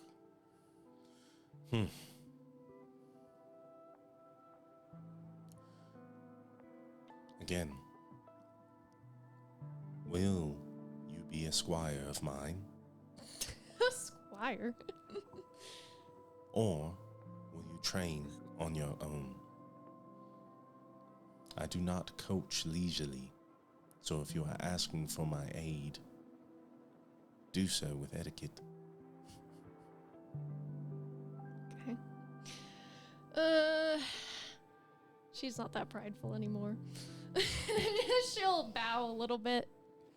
I humbly ask for your aid in becoming stronger. As I see, you are a warrior with much prowess. Roll persuasion. It's gotta be better this time, come on. Yeah, way better. 26. She puts her hands on her hips. I will not be going easy on you. I would hate if you did. To put it simply. You get to die once. That is all the diamonds we will be willing to spare on you. If you die a second time, you obviously weren't worth the merit. Wait, you're gonna kill me? Oh no. Understood? Yep. Good. Defeating a Saiyan only makes him stronger. I gotta Goku my ass out of this. Then we will begin after whatever conference is coming. Once all words have been spoken and we know which side of the line we all stand on, then I'll be able to spare some time. Until then, I'll be figuring out how I feel about Iltar after today's reveal. So will that be all? Yes. Then feel free to return without me. I'll leave. And back in Iltar's room, we have Ersid, Vincent, and Uwasa. What? So, Go ahead. how do you feel about Desiree? Do you like her? Men and women aren't so different, are they? And he starts to stroke through his beard as he does when he thinks. She is impressive. She is my North Star. I have seen her many a time, and my eyes forever linger. I thought at first it was because she was blessed, an angel, a child of Arthia even. I have come to understand that it is not respect that lingers, but passion. So yes, in so many words, I do enjoy her company. Do you love her? One cannot love Ersid, two must love. So I am not able to love her until she loves me. However, I assure you I have the ability. Can I look around the room? Is this Iltar's room or is this Desiree's room? Or what's the situation here? You see, it is quite nice. There's a large circle bed, towards like the west end of the room, surrounded by bookcases. There's a hallway that leads into another room that looks like a study, with a couple of chairs, a table, and a couch, what seems to be a kitchen. You immediately surmise that this is sort of like a finer guest room. that Iltar has kind of taken up and spruced up himself.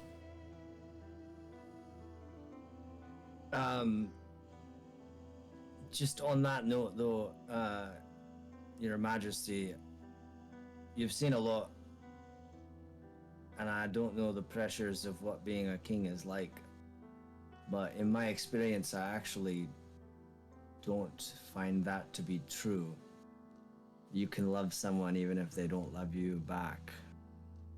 I love my sister and my family, even though I know that they don't love me. You can love someone that hates you. And you can hate difficult. someone you love, Ersid. Sure, but you can love someone that hates you. So they don't have to love you back. Again, just because they love you does not mean they cannot hate you. Right. Importantly, though, But you said that two have to love. But there's a possibility that in a scenario where one person What is that? What are you saying, Connor? importantly, you don't trust her yet, though. You clammed up when you mentioned Oblivion's March. You haven't talked to her about that yet. Again, she has not asked, but if I did not trust her, would I have revealed that in front of her? So willingly. You seem ready to take it back. When I asked you whether they were willing to help, you haven't answered yet. So what is your answer? Do you think Oblivion's March would be willing to help you? If I can get in contact with them, I do not believe they would like to see another king on the wrought iron throne. I think they will help. When you contact them, do you contact the absent directly, or do you speak to someone in between? The highest I've ever interacted with was Big Black. Until today, I had summed up that the absent was simply a rumor.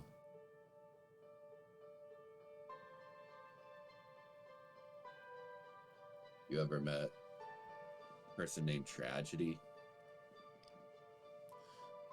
Yes, I have. I see her sometimes in my personal meetings with Big Black. The Wise Guardians don't seem to trust Oblivion's March. Do you have any insight as to who we would need to convince to let them help us? All of them? All of them. Oh no. Fair enough. The queen. Not one is known to trust someone who is considered a snake who slithers in shadows. Vincent bites his tongue. And if you guys will role play for just a minute, I will return shortly.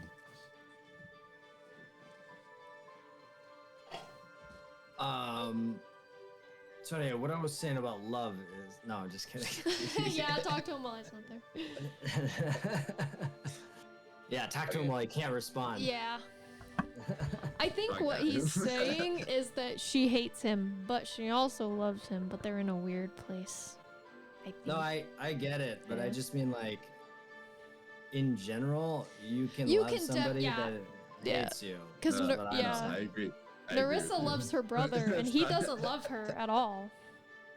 That's not what we need out of this conversation. No, no, it's not. Although it kind of is, actually, because the point of that, of like loving somebody that hates you, is I think kind of what I interpreted Narissa's point when she was trying to convince you to forgive Mabel. Like that is like what true empathy is loving somebody even though they have done terrible things or they harbor ill will towards you. Yeah. Not to get too in the weeds, is that empathy or is that selfishness? Because we can use Mabel. The king has now, returned. So when It just depends on where it comes from. And I suppose it depends on your intention. Mhm. Yeah. I think her true intention is that she wants to be friends with everyone until they do not want to be friends with her. Like, she does not want to be the first one to swing the blade, if that makes sense. Okay. Yeah. Yeah. Well, we could go on. But... I'll ask We after the session. Philosophizing. Fair. So Vincent bites his tongue. Yeah, the Weiss guards won't work with snakes, even though he thinks they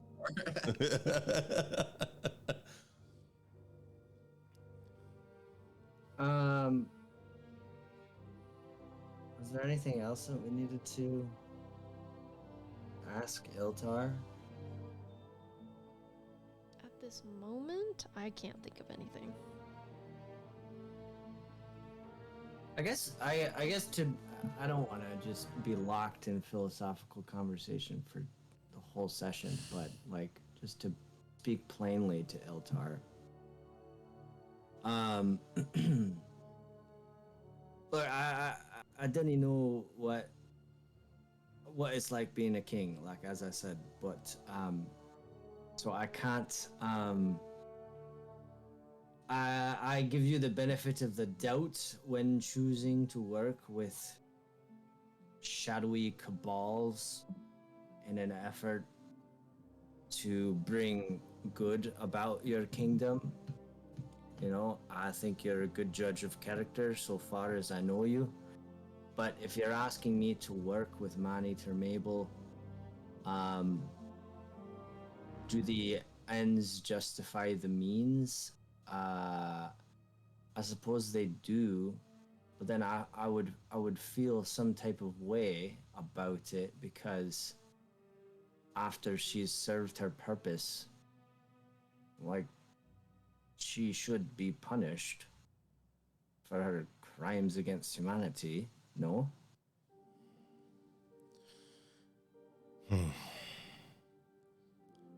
I understand the word you speak, Ersid.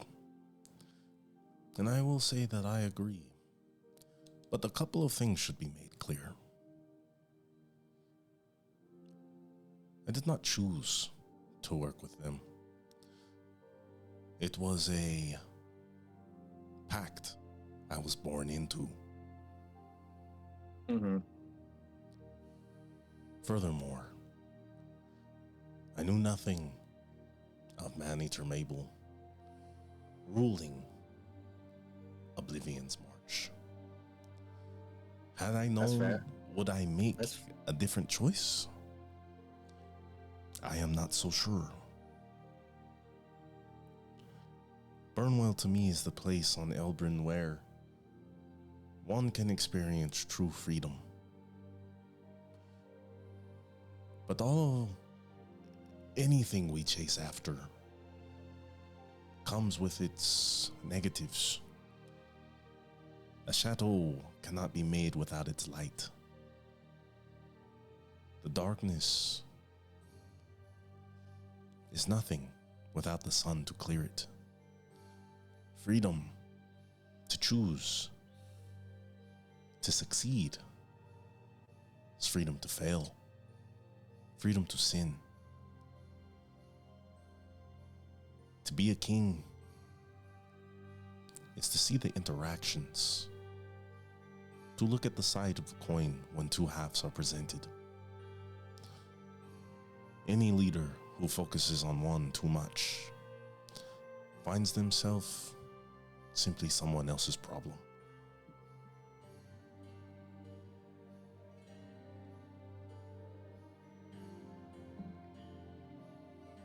If we find Mabel, would you be willing to put her on trial? I don't want to be judge, jury, and executioner. I just want to find her. Could you do that for us? And he kind of looks at his fingernails. From what I know about vampires,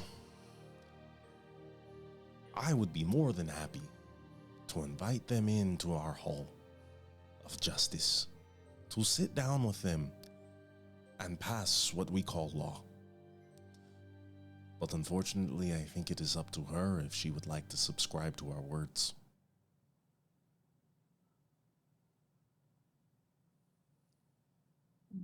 Why? How many times have you interacted with this beast? Oh, you mean just like logistically? Yeah, Yes. she will like turn to mist and escape. Yeah. Mm-hmm. But hypothetically, if she was brought to the halls of justice,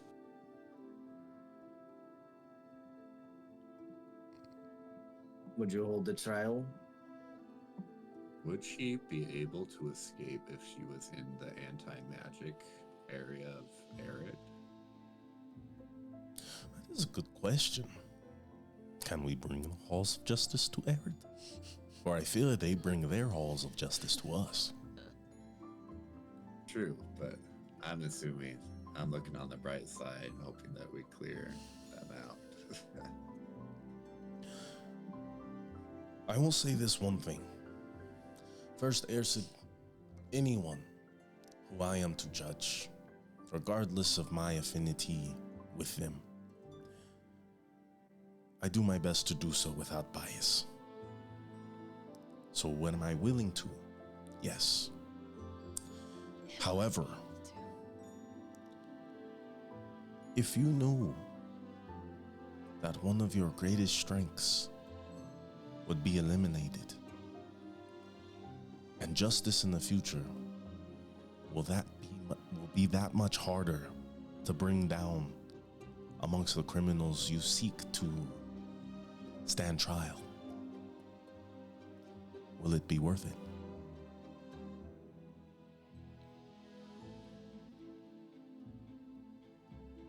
I mean, that is assuming that we do this before we use her No, Ersid. to... This is after. Oh, okay. So in a scenario where she ends up being a help to the realm, to Elbrin. Burnwell Look. is in their debt. Sure. Look. Listen. Justice is a scale. So I'm not even proposing we chop her head off. That's not necessarily justice. So if somehow she can atone for her sins and bring more good into the world than the objective evil that she unleashed on people, that's a decision to be made. And not by one person. I think that there should be an international committee of Council, yeah. a council. Deciders. Ersid, your optimism is commendable. Well then, you have my answer. Were she to stand the trial, so will I. It's All just right. the logistics Good of to getting know. her there, but the idea. And at that moment, Narissa walks back into the room. I see a friend has returned without my friend. She needs a moment to think about stuff, I guess. You'd be surprised at how much that woman thinks.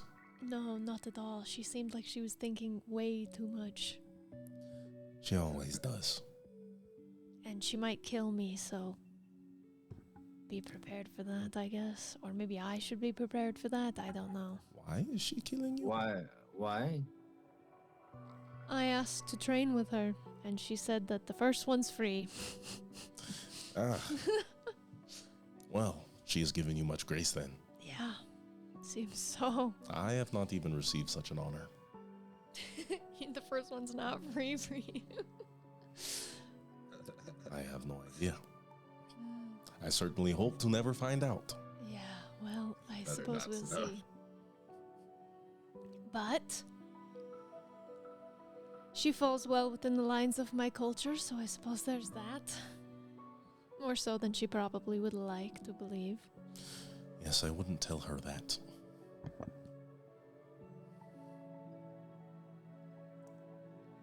Just gotta smile. Alright, well. I think So, she agreed to train you? Yes. Okay. Do Are we need to you... Go ahead, sorry. we need to convince her to work with Oblivion's March if we need to. And also, is she on the council for the Accord of the Chained Wings? Yes. She is. So Salo is. Glara is. Tangaro do you know is. which way she's leaning right now? I know she will be against it, but there is a chance that she can be persuaded. I think that she is aware of what is going on. I hope that her intelligence trumps her prejudice, but it can be a hard thing to break. I think while you're training, she obviously respects you. And so, if you can plant those ideas of the Accord and Oblivion's March, it would be very, very useful. I just need her to see me as an equal, and then hopefully that dialogue opens. That's what I did with Salo. It worked. Yeah, it did. She's a tougher cookie, but it's possible.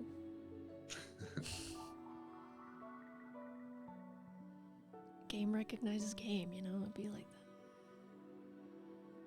that. Ilthar can. Yeah, I turn back over to Ilthar, and I'm like, you talk with her too. Do you think you can talk to her about Oblivion's March? I'm sure she will have questions. Mm-hmm. I will not be convincing her one way or another. I will give her the information necessary to make her decision. I do not believe it is right for me to try and plant thoughts in her heads. Sure. I think it. Has she said anything about the Accord of the Chained Wings? No, she Talked knows. about that at all? She knows that it is going to happen. I think she will be thinking about it a lot. Okay. I think we just have to hope and trust that she will be on the right side of things. She seems like a stubborn and obstinate person. I don't think trying to sway her with pleas is really going to be the best course of action. I think she just needs to see the facts of the situation. Which is I that think we are in a bad position. If you win her respect, I think that you won't need to plea or anything like that. She'll just respect your stance on it as well. I just need to last more than 6 seconds in combat. The bar is very low. But I am stronger, and I do have more movement than before, so, you know. Lightning doesn't strike in the same place twice, right? Anything else we need to do here? I can't think of anything. I guess we could teleport to the moor now, actually, now that I'm thinking about it. Is that what you'd like to do? I don't know why when we were first talking about this, we were assuming that like tomorrow we would teleport to the moor. But if I get one teleport per day, we may as well just teleport. Yeah, you're today, actually right. And then wake Mm-hmm. up in the moor, and then that day we teleport to the Redolent Wood. Sure. So, should we go pack? Yeah, Back, yeah. pack up. Let everyone know. Well, thank you. I give Iltar not quite a bow, but like a nod. And he nods back. I appreciate the company. Now, Kairos, return safe. I would not like another one of your heads to be lost. Take out my hand. A handshake. He'll give you a handshake. Cool. And you're off to the moor. Yeah, I guess we pack up. Yeah, Yeah, pack up. you pack up, you take everything you guys need, you inform everyone that you need to know. Sal gives you a good kiss goodbye.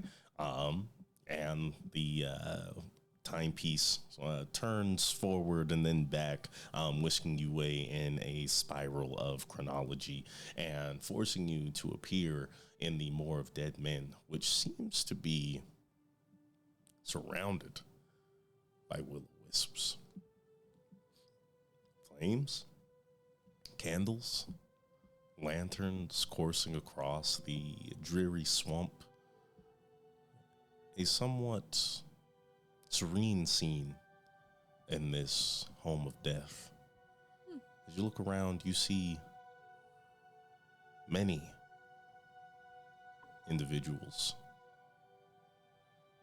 Dragonborn, lizard folk, humans, the occasional dwarf, the occasional Goliath, Genasi, tieflings, they're all here in their white robes, Oh. drinking, partying. They all stop and look at you. Hail. Hello. And they all kind of like laugh and wave and smile. They come up to you and kind of introduce themselves and like offer spirits and food and such in the great, what looks to be dining table of that open courtyard. I mean, I guess we're here. Eat a little bit. I'm looking around for anyone we recognize.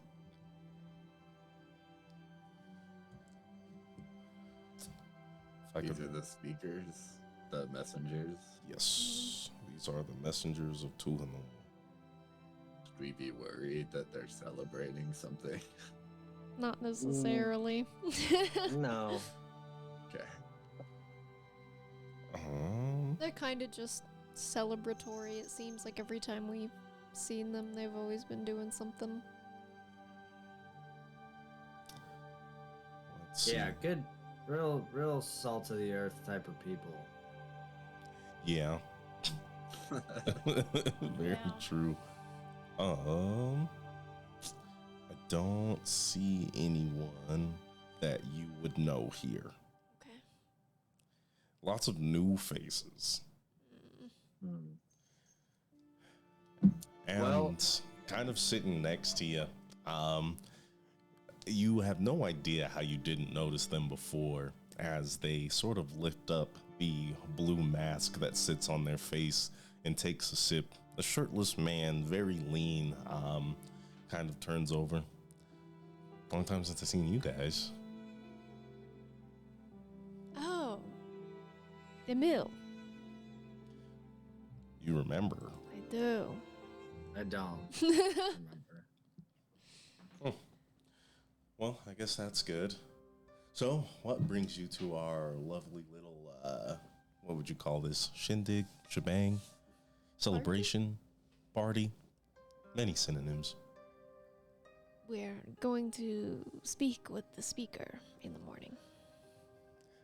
And about what exactly? About Arid. Ah, I see. The Black Tide. That's what you're calling them? That's what it looks like. They do look pretty. I don't know what the word is. Militaristic, but that's not the word I'm looking for. Oh no. Drab. You should see them. It's somewhat magnificent, honestly, as they traipse the desert in numbers like ants spilling out of an anthill. So many of them on their way to Burnwell. Where to next? Yeah. And it's a problem. Yes, I'm and not no. worried they're coming for you. And he looks over at you, and you can kind of see him smile from under the blue mask, its horns sort of twirling back in towards his ears, shining a strange, almost like greenish orangish color under the candlelight. No, there's nothing to be worried about, honestly. What? It's all supposed to happen this way. By whose design? That much I do not know. I do believe that Tuhanul is well informed, and our speaker tells us as much as he can. That being said, to believe that she is orchestrating all this at such a minute level compared to what a goddess should be doing, that would be, I don't know, a little humiliating, you ask me. Maybe, but I have met a god that seems to like to get into our business, so I wouldn't be too surprised, I suppose. You've met a god. So he claims. Sankali? Okay, I've met two. The goblin. The goblin god. Have you seen the goblins? And those little things, they turn everything like black and white. And Yes. you know, there was a time where I was wondering if that was the Black Tide. How involved is this goblin god, do you think?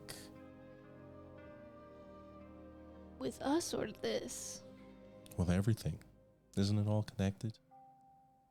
Maybe too involved. Really? I think he's smarter and more conniving than maybe he seems or we give him credit for. Don't like that. That's not a really great answer. He doesn't seem a great guy. Well, and he sort of like puts his hand out in his chest, sort of with kind of like the Spock symbol with the the index and the middle finger pointing up towards his chin. Well, faith in Tuhanul, that she can rid us of anyone so malevolent.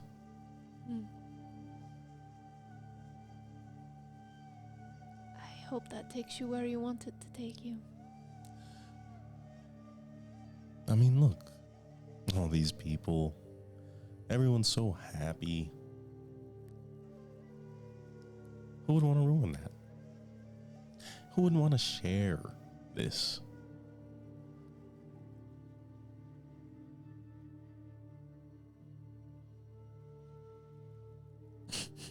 I'm gonna like, her eyes keep darting to like Vincent and Airsid. I've got a question. Has this black tide been foretold? The speaker spoke of it, yes. You don't know exactly what it is.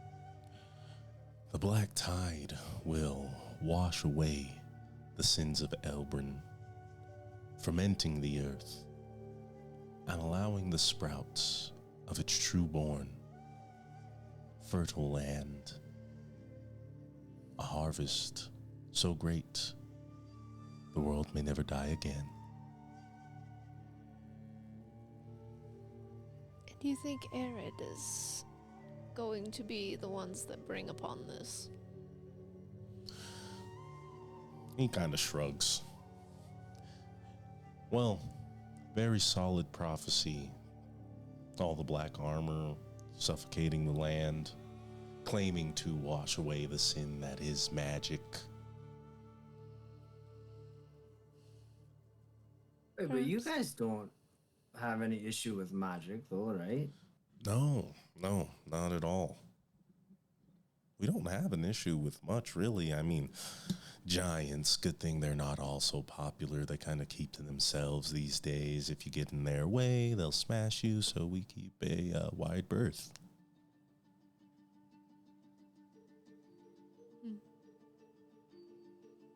Just to be clear, crystal clear, you want the black tide to happen. I don't... Cleanse the earth. They don't want anything ever. They're just watchers of the things that happen. I can't exactly say the black tide is what I want.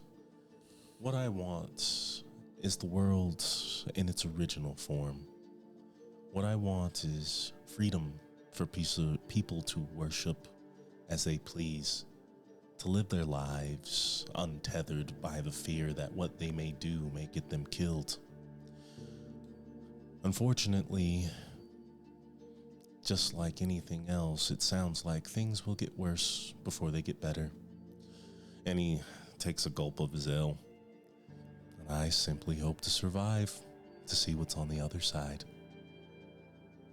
Well, I have to say, if Arid gets its way, then none of those things that you like are gonna happen.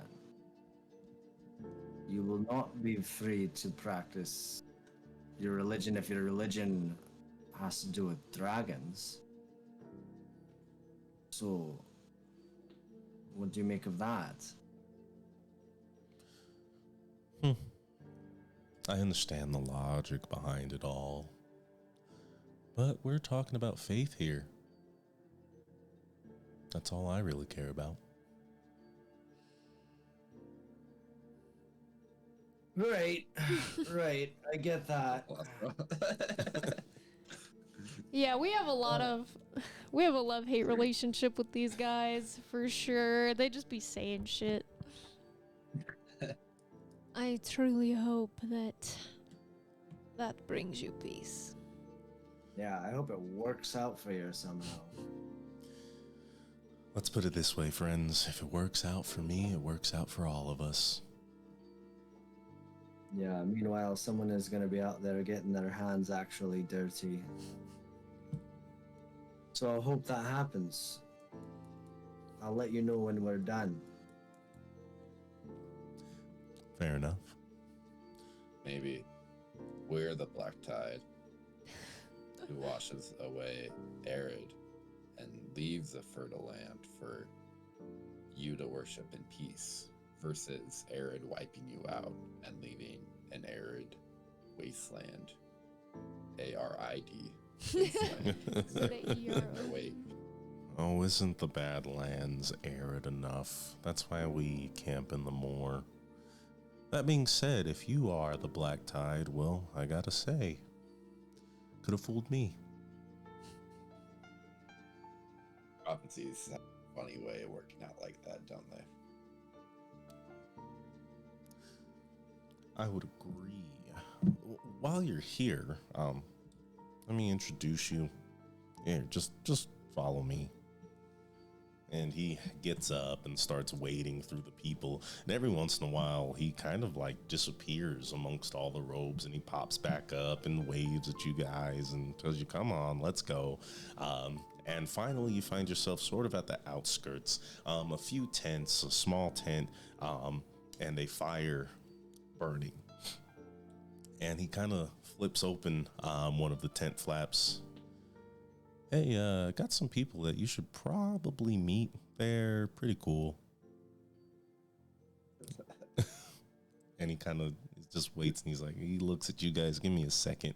And he goes inside, and you hear like some squawking, some murmurs, all kinds of things, until finally he steps out, and following behind him is a bird, a man, a bird man.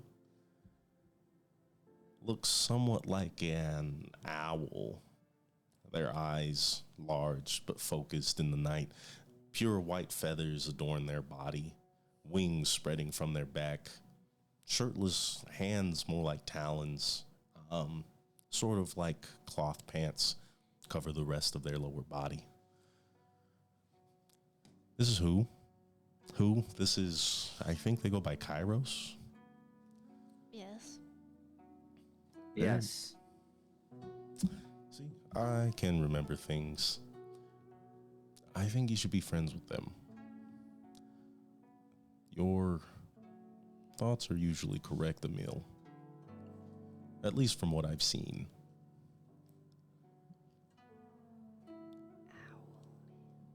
Okay, nice to meet you. Who? Are you... You have your own little tent here? I am contracting. Mm-hmm. Phoenix Rest, we need help with construction. Who better to help than these fine individuals? I suppose they could be useful for that, yes. By these fine individuals, you mean the messengers of Tuanul? Yes, I will be taking many of them back with me. It is hard to build a kingdom from the ground up, let alone the small village we've succeeded in doing. You know who we didn't think about was the Zephyrs of the New Dawn. Oh, I don't even remember who that was. Wine Marrow's group. Oh, okay. Yeah, I remember Wine Marrow. I forgot their little band's name. Yeah. They might be willing to help. I don't know. Do we know where Phoenix Rest is or what it is? We do.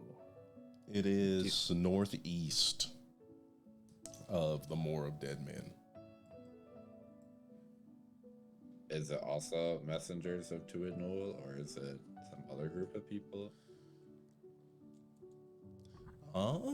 There is little known about Phoenix Rest.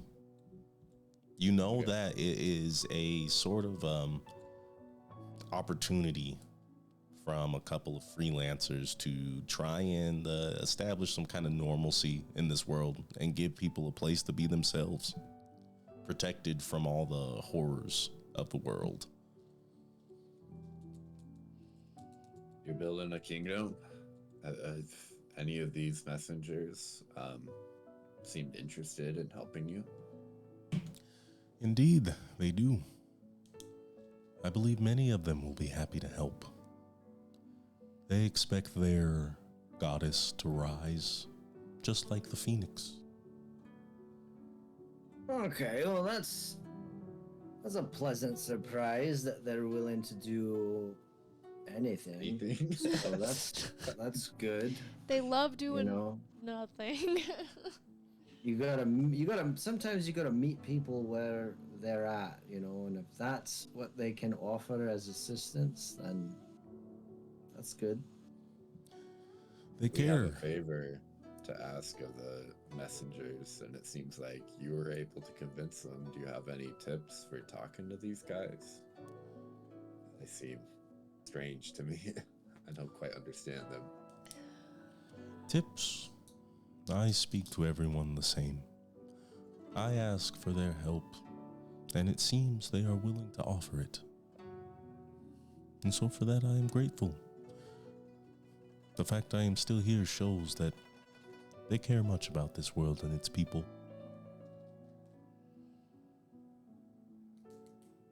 I don't doubt that they believe that to be true. But it is hard to see sometimes past the old saying, actions speak louder than words. So, but this is an action, and so that's good. And Great. You are part of the Zephyrs of the New Dawn. Indeed. I work alongside Wine Marrow and Trust, our leader. Yes. We're good pals with Wine Marrow. Ah, you are the ones he spoke of before the Cloud Chorus. Mm-hmm. When's the last time we saw him? We saw him somewhere. Yeah. Out and about. Yeah, he was just doing his thing somewhere. Yeah, where I was think he was he? by the I think he was when you guys met Lachlan. Was he out there? I thought it was after that. I don't remember. I just know we ran into him at some point. You did. And we were like, whoa, it's been we first met him here at the Moor. Yeah, of at the Dead Men. Moor. Mm-hmm. Then we met him. Well, we met him on the way outside of outside of Orin, and then we like walked. Right. Yeah, we walked to the Moor with him, and then we met him some other time, and we talked to him. But I don't remember where. I don't know where he's at right now. Maybe we should talk to. I guess we're here with this guy. It's good enough. How are you feeling about Arid? Ah. The ones the messengers call the Black Tide. I am not a fan. Oh, finally. Good to hear. We are not either. We are working to try and stop them. Well, there is many of them. Very few of you. It's not just us, but Yeah. You could probably count us each as like 50. We're also here looking Honestly. for allies. anyone who in any form wishes to help us in our endeavor to stop them from leveling the land. If there's anything that you can offer as aid to the war effort, not everyone is equipped for battle or espionage or those types of things. If you have any kind of resources or supplies or give refuge, which I know you're big on, and that's something that you do. Then Phoenix Rest would be the place for those who need rest. If the fighting becomes too much, but not so much that they still live, if they can make it to our walls, they will be welcomed.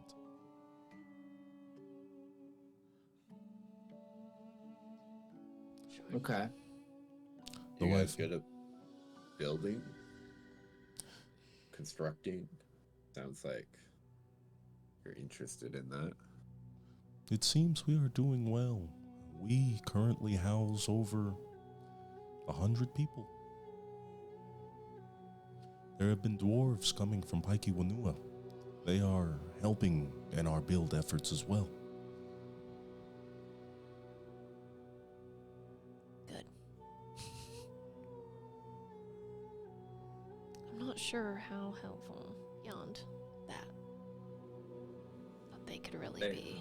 That they can be. Yeah. Do you guys, yeah, Yeah, because it's like, yeah, if they're not gonna fight, which is understandable, then they can. Are you healers? Yeah, that was right. My next question. We have them amongst our ranks. Everything you need.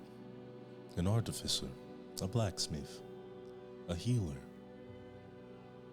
warriors. We are all available. However, again, the majority of the 100 that sit in Phoenix Rest are simply citizens. You would not suffer them to war, would you? No.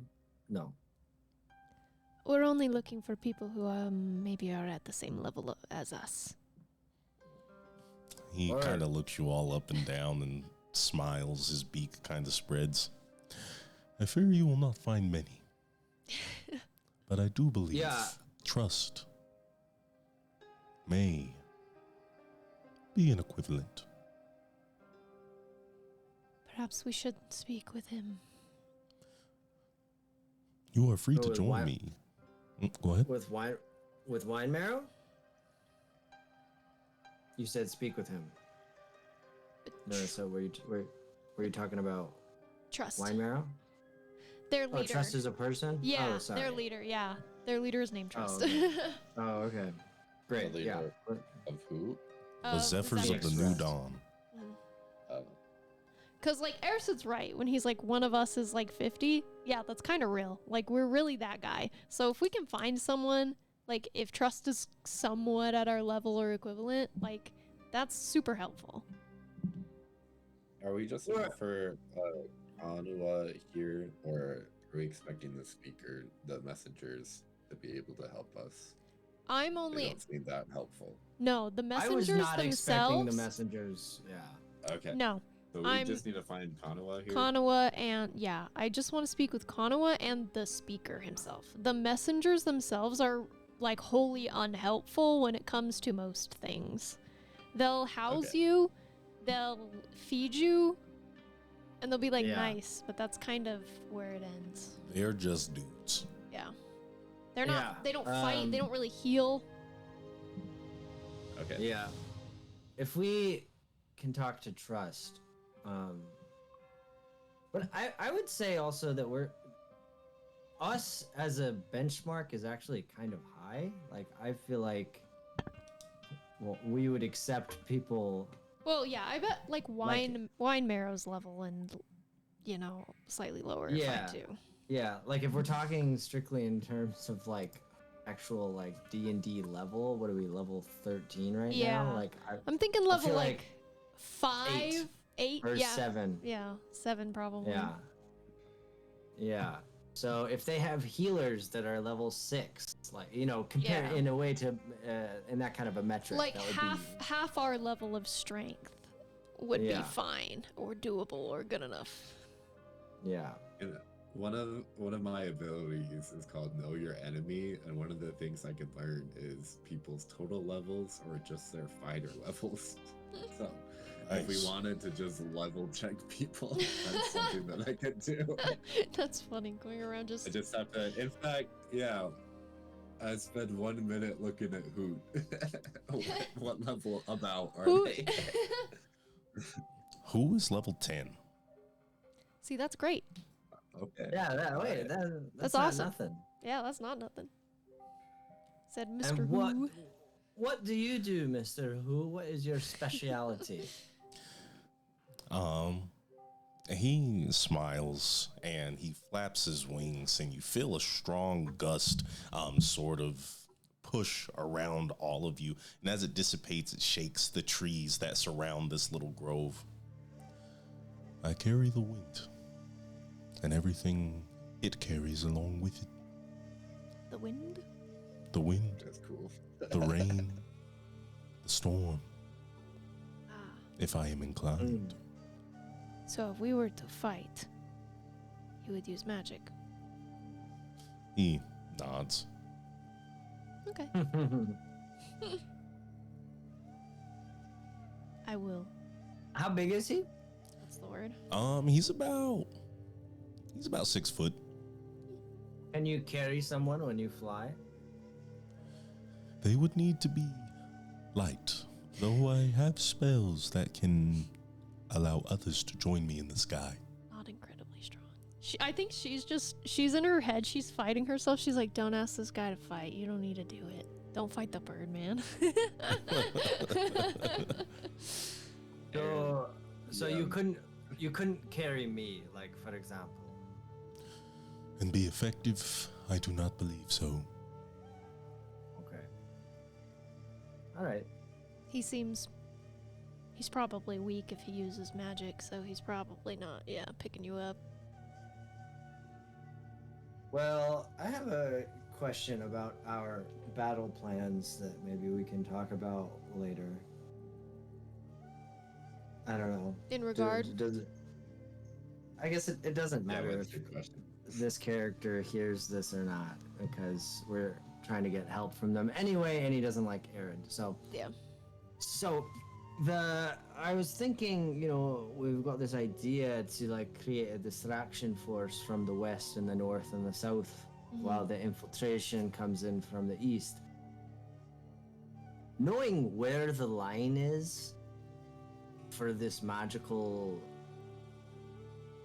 anti-magic field would be very helpful. Yeah. If there's a way that we could pull them out, do you know what I mean? Like, I guess this is a question for the DM. Do I know what even the front of Arid looks like? Is there a gate? Are there walls? Have we heard anything? Does anyone even know? I feel like that would be something that some people would know, right? You guys know there are like 300-foot adamantine walls that basically put Arid, like, connect to the mountains in like a semicircle fashion. Yeah. Okay. And that there are three walls, like there are three separate instances of these walls as you get closer to the mountain. Their attack on Oh Titan wow, in they're there. layered. Like three Yeah. concentric rings. Like, Yes. Like literally like Attack on Titan. Yeah. Yes. Their attack on Titan walled in. That's crazy. Okay. I hate these guys. Okay. I think So the wait. So then the then circle. if there's just okay, real if quick, they- the circle I think is only over their city. Only over their city, I believe. No, it's No? the area. Okay, well. There's then I like guess a it's- very large area that is affected by this anti-magic field. Oh, you made it Okay, sound like it was just does- a city.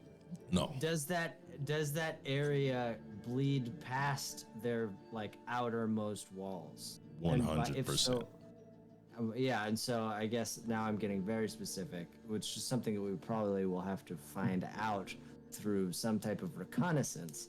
Is where is that? How many feet from the wall is that limit? Because if we could draw them out of there, then we could use the magic on them. Because if you could bring some type of artillery weapon that can stand back, like from the distance, you could, trebuchet, blow up the wall. That would force them to come out and deal with that. And if these guys are builders, maybe that's how we can use non-combatants to construct To construct trebuchets. artillery. Yeah. Yeah. I suppose that's Another fair. question for the DM. Yeah. Aaron, Oh, if I gee. just level check every NPC, will that bug you, or is that okay? I mean, it's part of your class. Yeah, it's part of your class. There might be times where I won't tell you in front of the party. I might like DM you, but like I'm not going to suffocate your feature. You have it. Okay. I just know that if I was DMing, I probably don't have a level for every single character. Yeah, well, I mean, there would also probably be like a they don't have levels or something, but Yeah, I mean, Well, if I can't give you the answer, I can't give you the answer. So how would you answer that question? Like in the book, like in the monsters manual and stuff, they're like categorized by challenge rating. Is that what you would say then? Oh, this is a challenge rating. You know what I mean? Like, I was just thinking, that would have been cool if he did that to ManEater Mabel so that we could see. But like, if she's like if she is based off of something that appears in the monster manual, then she doesn't have a level. She is a monk challenge though, rating. so I think that he could level check her. It says total class levels and fighter class levels, so I would not be able to provide you CR. Challenge rating. I don't think that necessarily makes a difference, even. Like, oh, they're CR 13. Yeah, It kinda doesn't really help matter. us that much. Yeah. Like, I I don't already know. know she's super strong. Yeah. But yeah, you could figure out her levels because she does have them. She is a monk. So I just don't want to get like too metagamey with it. But I guess if it's Vincent's ability to like, it's your ability. see how strong people are. You can do it. I think the game is allowing you to be meta with that feature, so I'm not gonna step on it. I'm pretty rules is written, and so those are written, so I can't really do much about it. So use it to your heart's content. He's just being able to see how strong someone is in comparison to other people, I guess. I think I would ask you in the spirit of the game to, let's say you're like, oh, okay, I know this guy is level 10 and he's this class, blah, blah, blah, blah, blah, which I can't tell you what class he is. It just says total class levels and if they're fighter or not. So it's not like you can do much with that. You can only speculate so far. And even then, I would probably ask you like, hey, roll this to see if Vincent knows this. Roll this to see if Vincent knows this. That way your character stays pretty far removed from the meta thoughts. Yeah. I think the fighter makes sense because it'd be like they understand their fighting style, but maybe they would, I don't know. Yeah. No, I agree. But I think it makes sense with what I understand Vincent's character to be. I mean, he is a very observant. He's a detective. He's intelligent and observant and like can extrapolate information. So like what your character is doing is like hyper focusing. I'm drawn back to that scene from Sherlock Holmes again, the Robert Downey Jr. one, where like you're hyper focusing on their movement, how they carry themselves, what they're wearing. All of these things add up to what in the game is a class level. Yeah. For sure. Okay. All Well, right. get ready for me to do that every time. Okay. What's this guy's level? Google, show me this guy's level. Oh man. Well, okay, so bringing you back. So I ask, did you say who or hoot? Who? But hoot Who? is funny. Okay. They all have Who kind is of also funny. They have kind of strange names. Like Trust is a weird name. It's probably not his real name. Who might be this guy's real name? Okay, so Mr. Who, you said you have artificers and builders? Indeed. Okay, great. Great. I was just confirming that. So we'll chat with Trust about them and see So that we might have a place for them if they're willing to help. then you are willing to accompany me to Phoenix Rest. Oh yeah. Yeah. When are you going? Yeah. Tomorrow. Well, Okay. If that is too Checking soon, my schedule. you will know where to find us. we have to speak with the speaker, but otherwise I think it's fine. Yeah, can we leave after we've spoken with the speaker? I will not hold you to any timetables. Okay. Okay, great. Great. Now, I appreciate this serendipitous meeting. However, the sun is down, and who would like to sleep? Okay, pal. I would. Oh. Leave. Feel free to set your camp next to. Okay. What time is it about? We'll just go ahead and say it's like 8, 9. Okay. Cause I gotta get my book in, Oh yeah. you know? Okay. Gotta hit the books. You gotta read until like late. I'm gonna read until, if it's 8, I'm gonna read until 4 in the morning. Okay. So 8 hours. Okay. Which will put you at Oof. 20 exactly. Okay, cool. Yeah, 20 hours. And then I'll go into a trance and then I'll wake up at 8 in the morning. Okay. Super helpful, the trance ability. Yeah, so beneficial. My check-in with you guys is, are we wanting to speak with the speaker tonight? Or is that best left for next week? Mm, We could. could save it for next week. Yeah, I feel like it's gonna be a pretty. It might be kind of lengthy, because, yeah, I feel like we have to do some things to, like, convince him. Because I don't think he's, from what we've talked to him about before, he's also pretty hands-off, you know, Jesus take the wheel type guy. And so I think to get any kind of help from him, we really have to, like, phrase it in a certain way.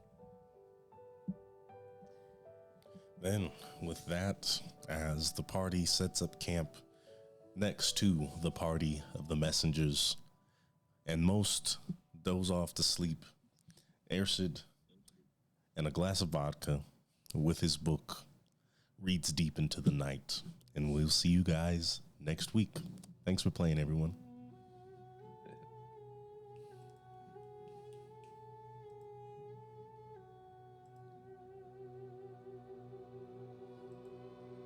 So much talking. We do so much talking. Lots of talking. Mm-hmm. I just